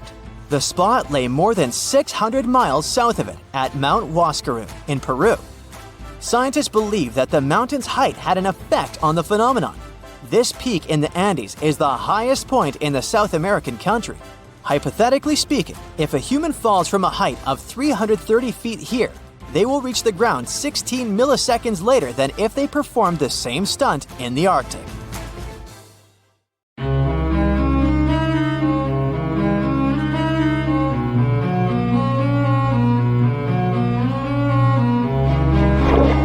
Question for you. Do you think Atlantis could be real? It remains as one of history's greatest mysteries. The legend began with Plato, all the way back in ancient Greece. The tale of a civilization that formed and prospered before our own. Atlantis was supposedly a highly technological society, much like the Mayans. But, as the legend says, due to the people's greed, they were punished by a flood that destroyed and submerged their cities. Different theories try to guess Atlantis' location. Some say it was in the Mediterranean Sea. Some say it's beneath the Bermuda Triangle. But, as science has shown us, Atlantis may be only an allegory for humankind. Today, you'll discover several amazing underwater cities that you have never heard of. They existed indeed and are not just a myth. We're taking you on an excursion to the underwater city of Baia, which is on the coast of Italy. Known as the Las Vegas of the Roman Empire, Baia was a resort city. The Roman elite traveled there for recreation. Imagine an open-air spa. That was Baia. You can visit the submerged town by scuba diving and get close to that perfectly preserved, magnificent Roman sculpture, a true underwater wonder. You can spot the crumbled temples and buildings through glass-bottom boats. This is a moss-covered museum in Claudio's Nymphaeum. To your left, you can see a collection of classical Greek statues.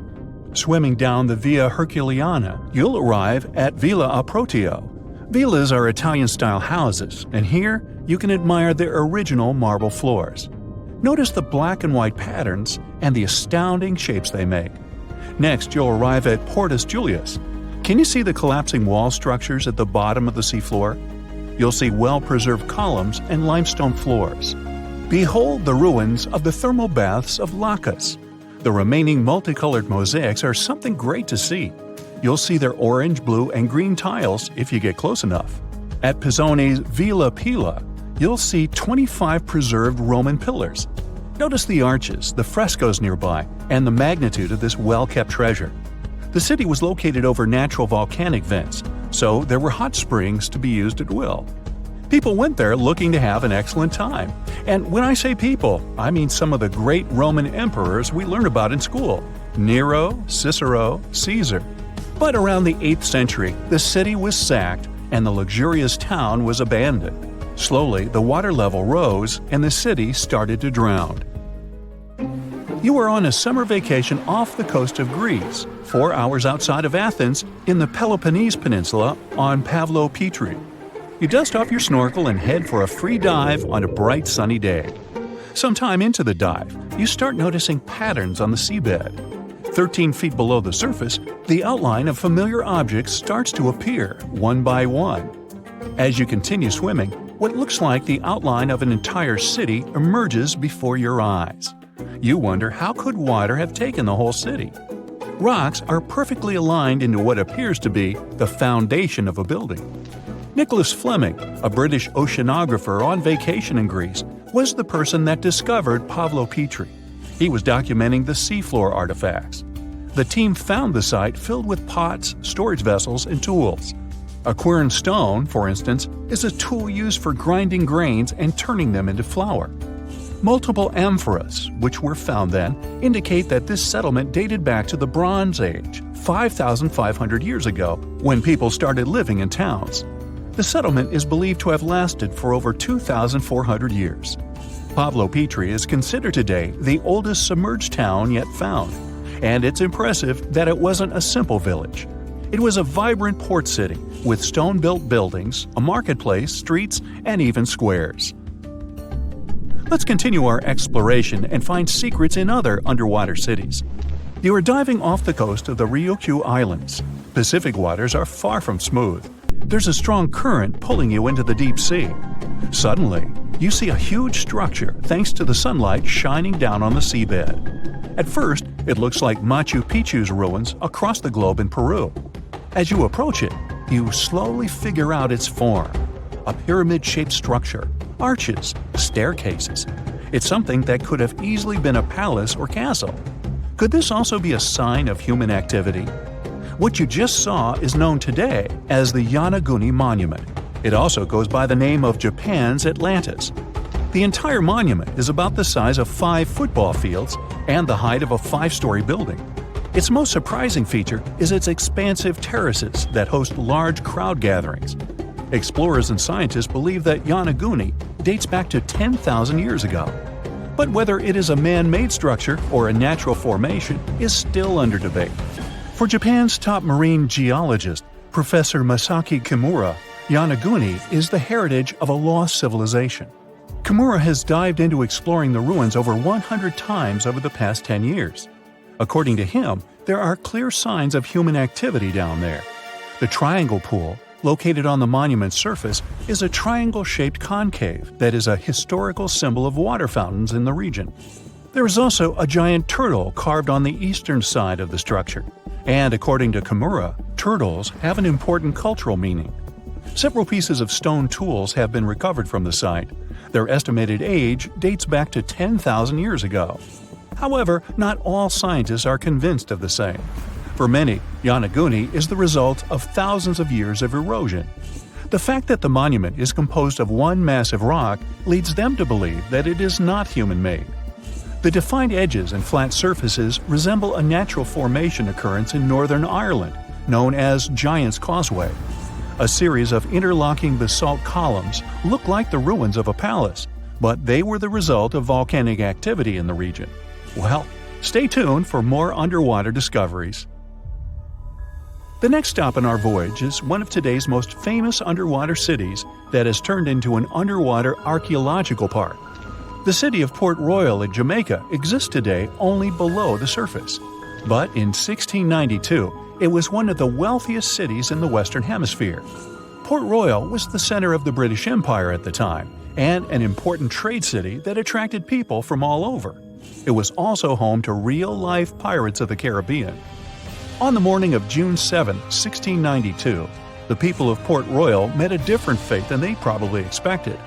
The bars and restaurants beaming with life woke up shaking. People were taken out of bed with the power of a massive earthquake, estimated today at 7.5 on the Richter scale.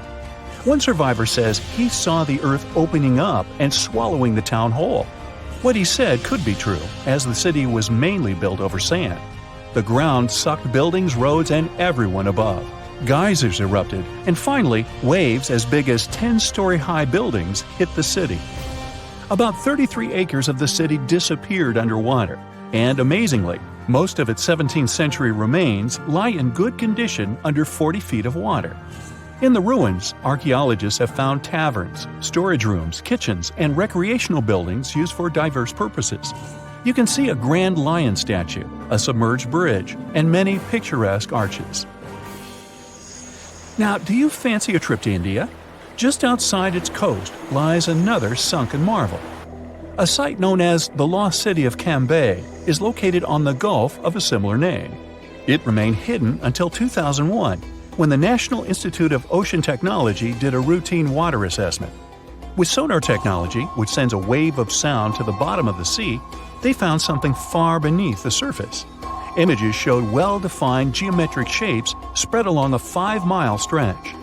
The remains found dated to more than 9,500 years ago, meaning that this civilization was lost at around the end of the Ice Age. Debris recovered from the site included construction material, pottery, beads, sculptures, and even bones. Scientists argue whether these artifacts are indeed from the site. But if they truly are, then the lost city of Cambay would be the oldest civilization in the world. In 2018, the most powerful underwater earthquake occurred between East Africa and Madagascar. There was a deep rift between the Earth's crust and the mantle. Hundreds of thousands of tons of magma came out on the surface of the ocean floor. After that, a huge underwater volcano with a height of 2,700 feet was formed near the coast of Madagascar. This is almost twice the height of the Empire State Building, and all this is hidden under the water. French scientists studied this place since it had regular seismic activity. When the geologists went on an expedition to the coast of Madagascar, they discovered this giant underwater rock, which was not here until recently. With the help of geological equipment, they discovered the earthquake happened deeper than usual, below the Earth's crust. Geologists created a special observatory to monitor the situation at this site in real time. Between February and May 2019, they recorded about 17,000 seismic activities below the ocean floor. Scientists had never recorded such deep earthquakes. This suggests that there are reservoirs and drainage systems inside our planet through which magma flows. It's like the veins and vessels of a living organism. The volume of lava the volcano spews at this place can be compared with the volcanic eruptions in the hottest spots of Earth. Perhaps this is one of the most catastrophic, but at the same time, beautiful events in nature over the past few years. To understand what can be beautiful about this, let's first figure out what an underwater volcano is and how it works. Inside our planet, there are incandescent liquid metals and molten rocks containing almost all the chemical elements from the periodic table. All this hot substance is called magma, which constantly flows in the planet's bowels. Anyway, magma is lighter than the surrounding Earth's crust, so it always tries to break out upwards. Fortunately, the surface of our planet is strong enough and doesn't allow magma to splash out. But sometimes it happens, and here's why. The Earth's crust consists of many solid parts, tectonic plates. These plates collide with each other because of movement. Imagine a massive picture of puzzles. Each detail of this puzzle is a tectonic plate, and they all are constantly moving. Sometimes one puzzle gets unhooked from another. When this happens, magma immediately spills out of the resulting gap. And these places of faults with flowing magma we call volcanoes. When such a volcano erupts, a new geology begins. A splash of magma shakes the ocean floor. Lava and ash erupt from the inside of our planet. It causes a release of destructive energy of incredible power. But thanks to the water, such a catastrophe can go unnoticed. More than 70% of the seismic activity associated with volcanoes occurs underwater, and almost no one notices it. But inside the water, there's a total mess. Lava heats the water and destroys the seabed. The ocean in this area boils, and large air bubbles rise up. But the enormous pressure of hundreds of millions of gallons of water suppresses the volcano's destructive power. Molten rocks of the Earth's crust are pressed against the seabed. The ocean blocks the consequences of the disaster, but sometimes the eruption gets to the surface. Such a case occurred in 2012. Vast pieces of pumice the size of a van began to float up in the southeastern Pacific Ocean. There were hundreds, even thousands of them. It was more like a group of unknown islands. Volcanic rocks scattered in the ocean over an area twice as large as New Zealand. Scientists used deep-sea sonar apparatus on the remote control to determine the full scale of the disaster. They studied the seabed for a long time and found 14 craters that released lava. The researchers saw that more than a third of the erupted volcanic material surfaced and scattered throughout the ocean. The rest was scattered along the bottom. It destroyed all marine life in the area. However, after the eruption of volcanoes, life is reborn like a phoenix from the ashes. Volcanic ash, lava, and soil around the volcano contain many useful elements and minerals. They nourish the soil and promote the development of microorganisms not only on land but also in water. That's why there's so much vegetation, flowers, and trees around volcanoes. And underwater volcanoes can eventually form natural islands. This is a long process, resulting from which a large piece of land comes out of the water. When magma goes out, the water immediately presses it to the seabed. The eruption can go on for a long time. The released magma raises the level of the seabed. After another 100, maybe 1,000 years, a new eruption begins. New magma flows lay a new layer on the surface of the previous one. Over millions of years, layer by layer, the volcano has been growing. It's slowly rising up because of constant eruptions. Some volcanoes may go out forever, and some continue to erupt. And then, one day, the level of volcanic rock reaches the surface in the form of a huge island. After many more years, the volcano may go out, and then life appears on the formed island. The destroyed seabed area is filled with animals, trees, flowers, and plants. These volcanic islands have unique ecosystems because they develop separately from all continents. Observing such islands helps scientists understand how life on Earth was born. There are hundreds of islands around the world that have appeared because of eruptions of underwater volcanoes.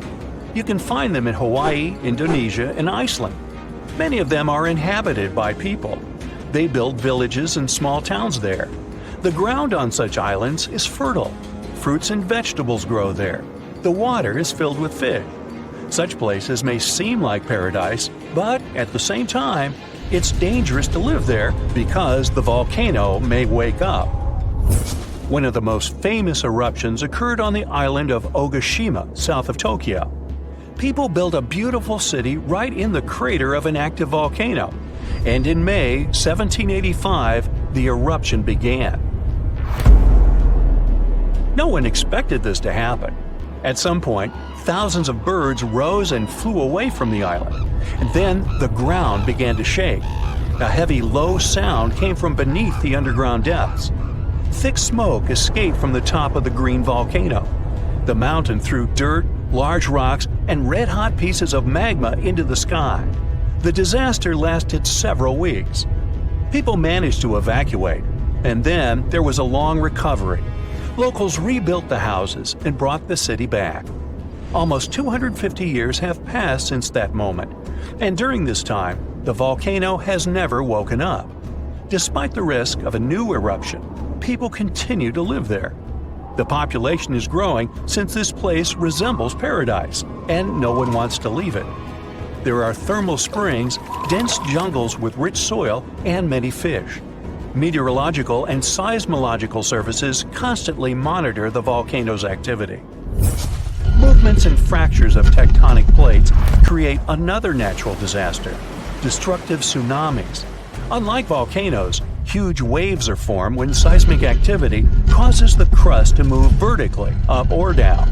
When this happens, water pressure shifts on the ocean floor, which releases energy. This energy pushes the water and creates a tsunami. By the same principle, you form a small wave when you throw a stone into the water. First, a small tsunami appears. Then it picks up speed and increases in size. Its height can reach the level of a 5-story building. It's heading for the coast and accelerating to 500 miles per hour.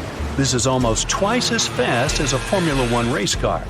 Millions of gallons of water, weighing thousands of tons, are getting closer. And now the wave reaches the shore and demolishes everything in its path. Houses, trees, cars, nothing can withstand the destructive force of nature. Such tsunamis are a frequent occurrence on the coast of Japan. People have built massive shields near the land to stop the waves before they hit the shore. Still, in spite of all preparedness, somehow, nature always prevails. Okay, let's play a little guessing game, shall we? Can you name the 6th largest river on Earth in terms of volume? That's the amount of water that flows through a waterway. The first couple of rivers are easy to list. Number 1, of course, is the Amazon River in South America. Then we have the Congo in Africa, and the Ganges in India. Feel free to name all the rivers on the planet.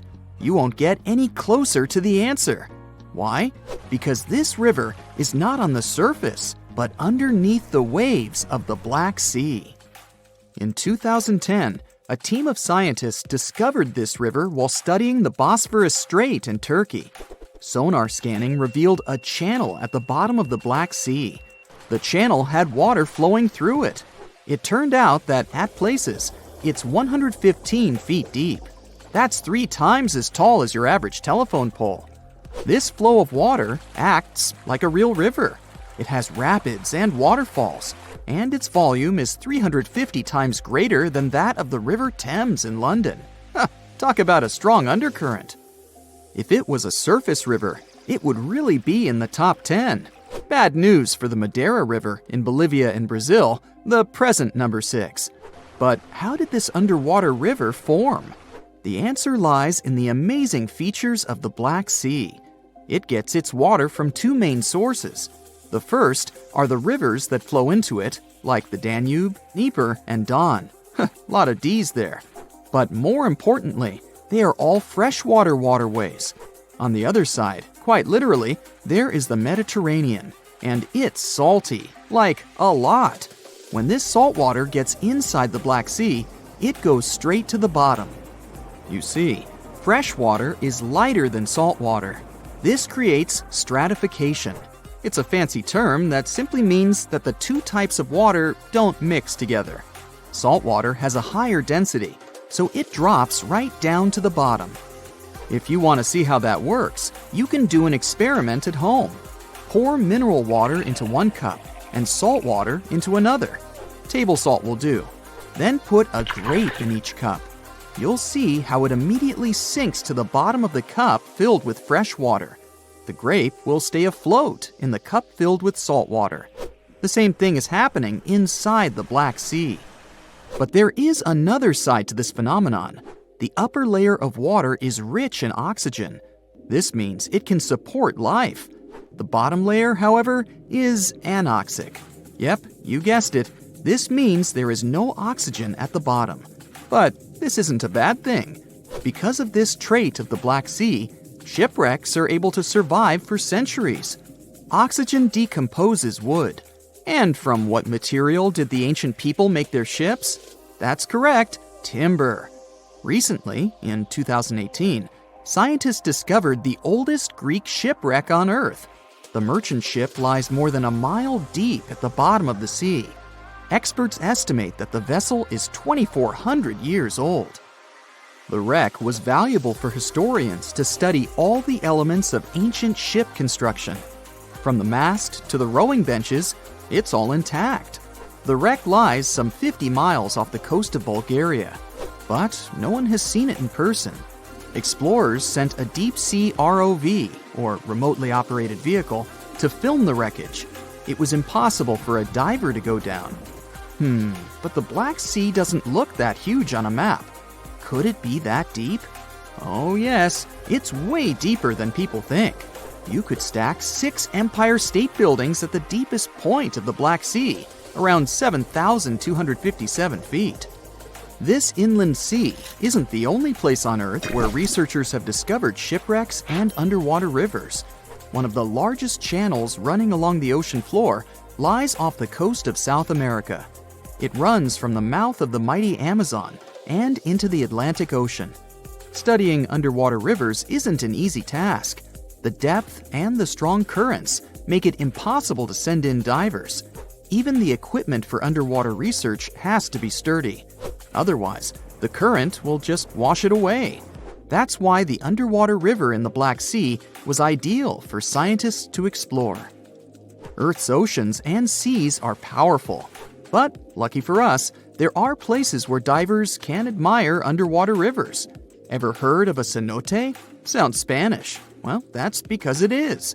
Cenotes are underground caves.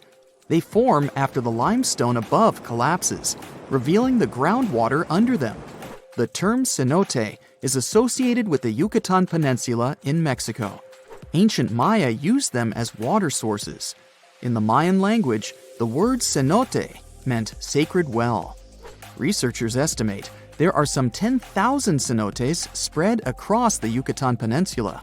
You can also find them in other places, such as Cuba and Australia. Beauty is in the eye of the beholder, but unofficially, the most beautiful cenote is located just south of the town of Tulum in Mexico. The name reflects the cave's divine beauty, Cenote Angelita. But people don't visit this cenote to go swimming. Its bottom is much more interesting. A scuba tank is all you need to finally admire an underwater river firsthand. The waters are dark and foggy, so divers use powerful flashlights. After a 100-foot dive, a marvelous sight appears, an underwater river with trees along its banks. Some of them even have green leaves, just like any other water flow on dry land. But it's not really a river. Here comes the fascinating part. Remember how saltwater and freshwater don't mix? Well, the river the divers see is actually a thick layer of fog between the two types of water. 3 feet of hydrogen sulfates to be exact. This is the compound that water processing plants use to remove chlorine from drinking water. The substance is so heavy that the fog it produces moves independently from the surrounding water, and it creates an illusion that a river is flowing underwater. But there are other real rivers that play tricks on you. Take, for example, the Mystery River in Indiana. It's the longest underground river in the United States. Explorers discovered the river and its cave system, Blue Spring Caverns, in the 19th century. Nearly 3 miles of the river are navigable. Isn't that impressive? You can book a boat tour on a river that you can't even see. But the most mysterious river on the planet is the Saraswati River in India. The coolest part about it is that it doesn't exist. It was an alleged river only mentioned in ancient literature. For centuries, people thought that it was just a myth. Then satellite images showed that it might be real. Ancient texts spoke of a major confluence of 3 mighty rivers, the Ganges, Yamuna, and Saraswati. The first 2 are visible today, but where's the third one? That's what scientists decided to find out. Images from an American satellite showed the presence of underground water in the area. Until then, researchers thought that these were paleo channels. This simply means that water flowed through them a long time ago. But, to their surprise, it appeared that there was still water inside these channels. Scientists estimated that the Saraswati River flowed above the ground some 5,000 years ago. But it didn't dry up completely. It just went underground, some 200 feet below the ground. Local experts believe that the river still slowly flows into the sea. The Saraswati River got hidden under the desert sand. This was a natural process, but many rivers have been forced underground because of human activity. In London, England, several dozen small and medium-sized rivers now flow under the ground. Maps from the 19th century still show them as rivers, but today they only exist in the names of the streets that were built above them, such as Fleet Street. The same thing happened in New York, but this doesn't mean that these streams have disappeared for good. When engineers want to rebuild or modify a building, they still consult city maps from centuries ago. No one wants a long-lost brook to flood their basement. You're strapped in a boat cruising down the Amazon River with the sun scorching hot.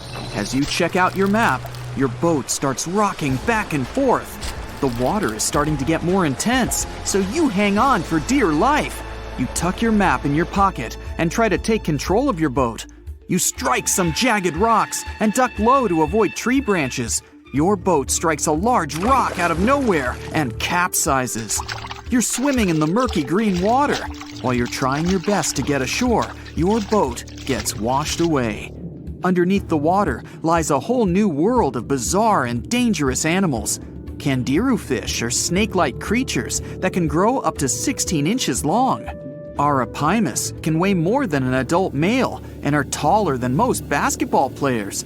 They're the biggest freshwater fish in South America.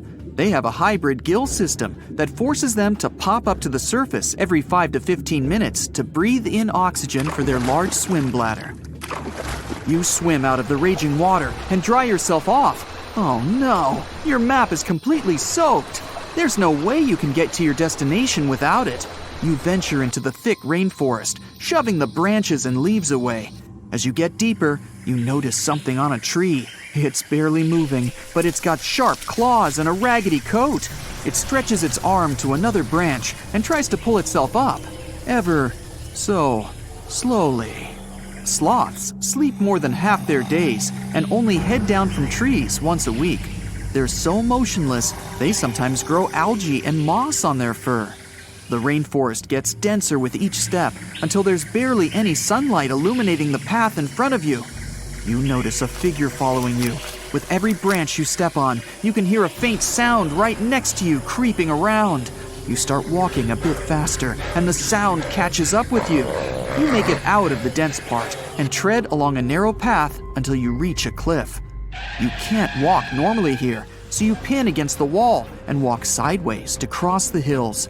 You slowly move across with the river 30 feet below you. You move your right foot, and some rocks fall into the river. You keep going and misstep. You're about to fall, but you hold on to a large tree branch and pull yourself up. You notice a couple of colorful poison frogs inches away from your fingers. Touching any of these frogs can be extremely dangerous and harmful, despite their amazing color patterns. The golden poison frog is one of the most poisonous animals in the world. One of them hops right next to you, so you let go of the branch and fall back in the river. The river is washing you down until you reach a calm current. Underneath you is a swarm of piranhas swimming with their sharp teeth. The red color on their skin is unmistakable, so you swim off like an Olympic athlete.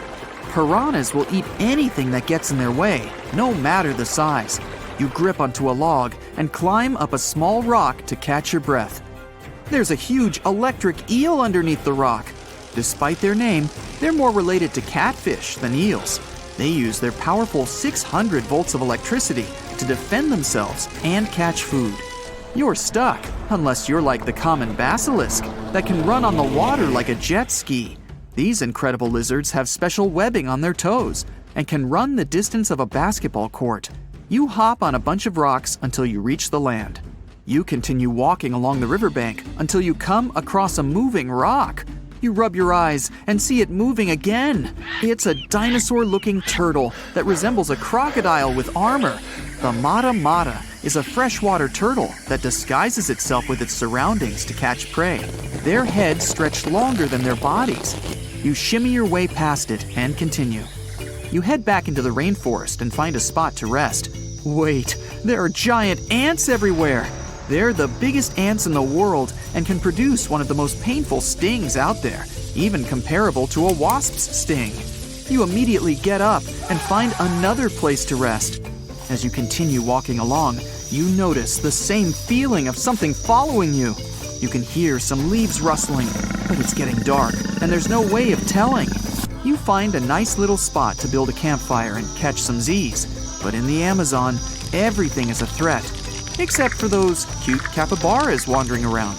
They live in groups next to water sources. They're also the biggest rodents in the world. You don't need to worry about them if you're stuck in the middle of the Amazon rainforest. Suddenly, you feel something slithering up next to you. You look down and see a massive green anaconda just about to constrict you. They are the heaviest snakes in the world and can grow up to 20 feet long and have a huge appetite. You get up and sprint your way out of there. All right, you found a decent cave to crash in. It's daytime again, and you're still alive. You continue walking along the rainforest. You were able to find some breakfast to boost your energy for the rest of the day. You spot something on a tree that looks like a branch, but it's actually a potu, a master of disguise that can spend days motionless on broken tree branches. These bizarre birds use those branches as their permanent home, where they lay their eggs and chill all day. You continue your way through the rainforest and see a Brazilian wandering spider crawling on a tree branch right in front of you.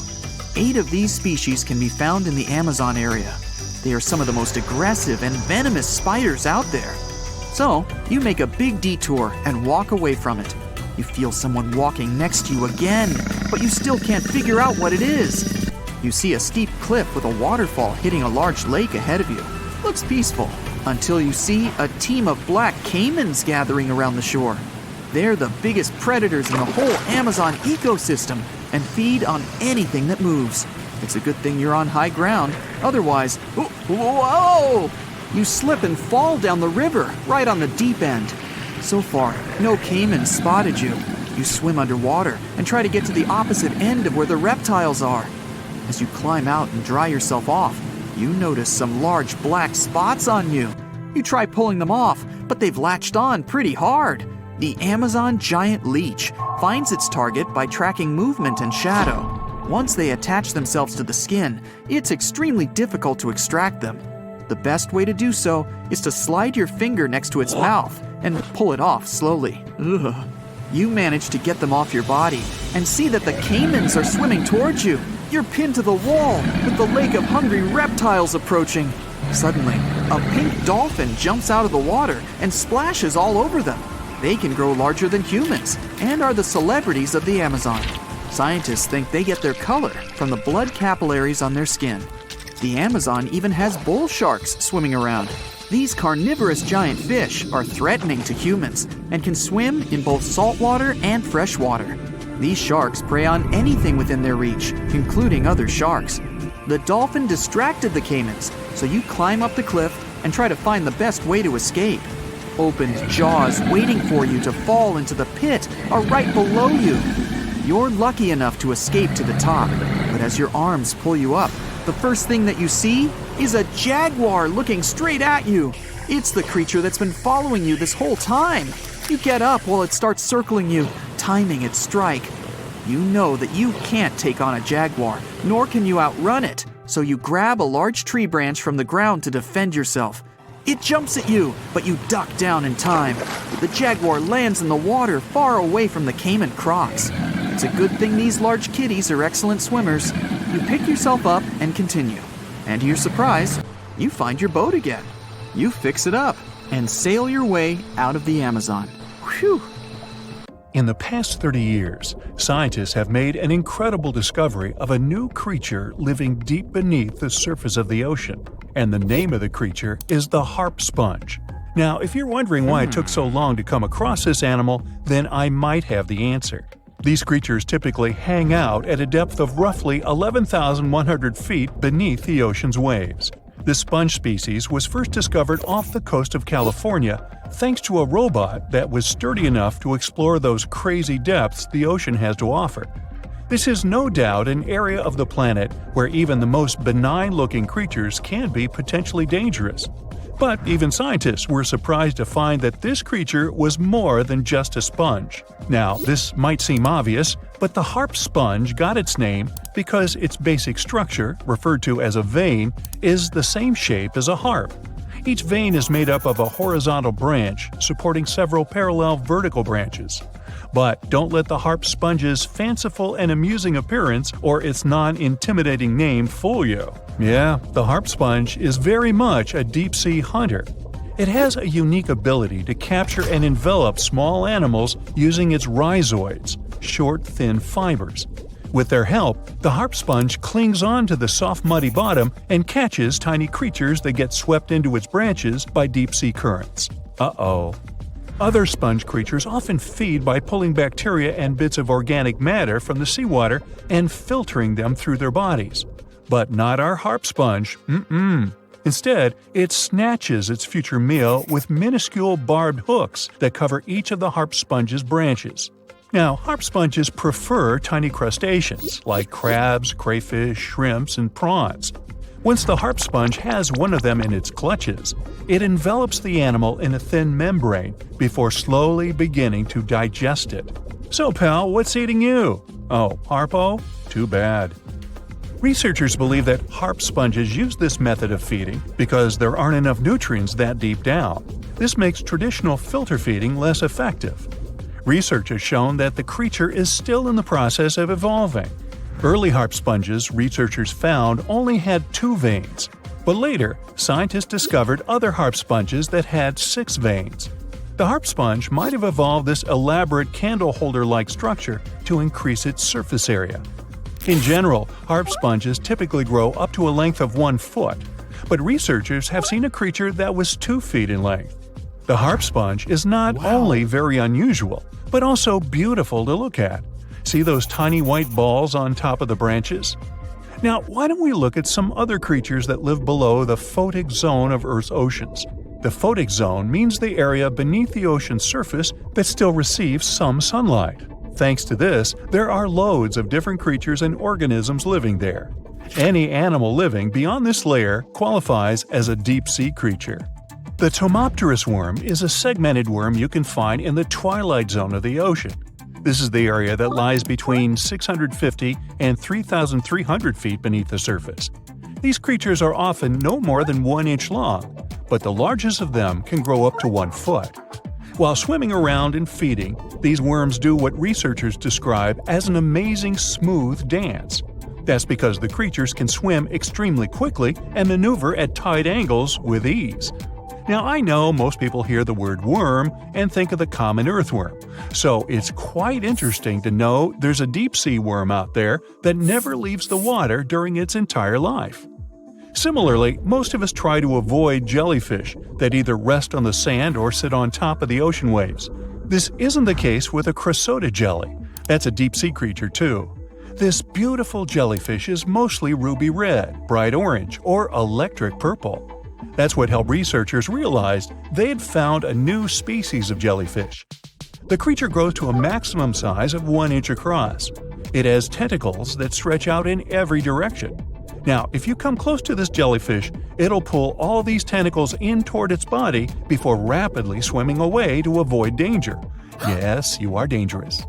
The chrysota jelly is extremely rare. You won't see it very often.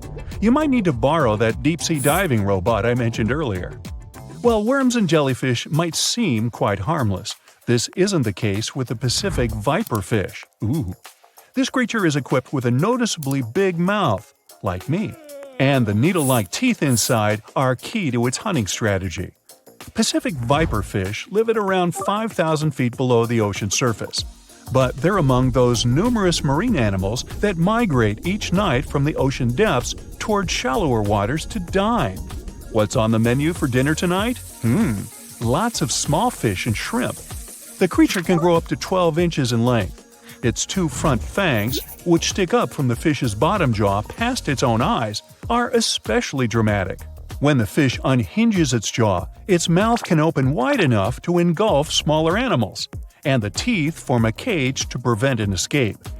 Now, have you ever seen an underwater creature that looks like a strawberry? Trust me, it does exist. Just look at these dots on the strawberry squid. The creature has a big eye and a smaller one.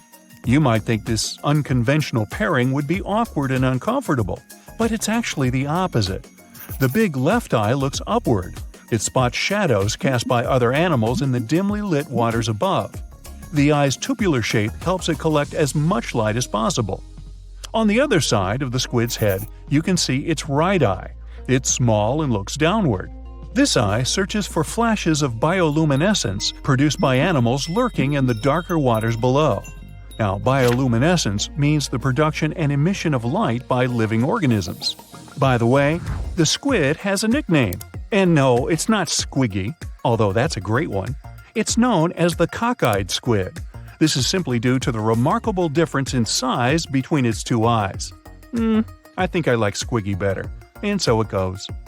Since light doesn't reach the deep sea, the strawberry squid's body actually looks black. This helps the creature hide from enemies, such as sharks and dolphins. In general, the strawberry squid grows to a length of 5 inches. It typically lives around 3,000 feet below the surface, but floats to shallower waters at night. Now, the feather star is a marine creature without a backbone, but with feather-like arms that radiate from the center of its body. These creatures first appeared around 200 million years ago. Related to sea stars, they look like a flower, but if you approach them, they'll quickly swim away. But not all feather stars can swim. Many species can only crawl along the bottom of the seafloor. Like some of the other deep-sea creatures we've looked at, the feather star can adapt to its surroundings. It has a creepy ability to shed its arms, the same way some lizards can shed their tails. This also helps them escape from their enemies. Feather stars live all across the globe, from the equator to the poles, from the shallow waters on top of reefs to the deep, deep sea. Now, given that we're dealing with mysterious creatures, the name of this one is quite fitting. The swift vampire squid should be the official symbol of life in the deep sea. The animal has a dark red body, huge blue eyes, and a cloak-like web that stretches between its 8 arms. This, along with its name, may suggest that the creature is some form of a terrifying hunter. In reality, though, the vampire squid is a soft-bodied, timid creature, about the size, shape, and color of a football. It grows to roughly 12 inches in length and lives 3,000 feet below the waves. There's almost no oxygen there, but also relatively few predators. Whew, I think I'll need to decompress from this one.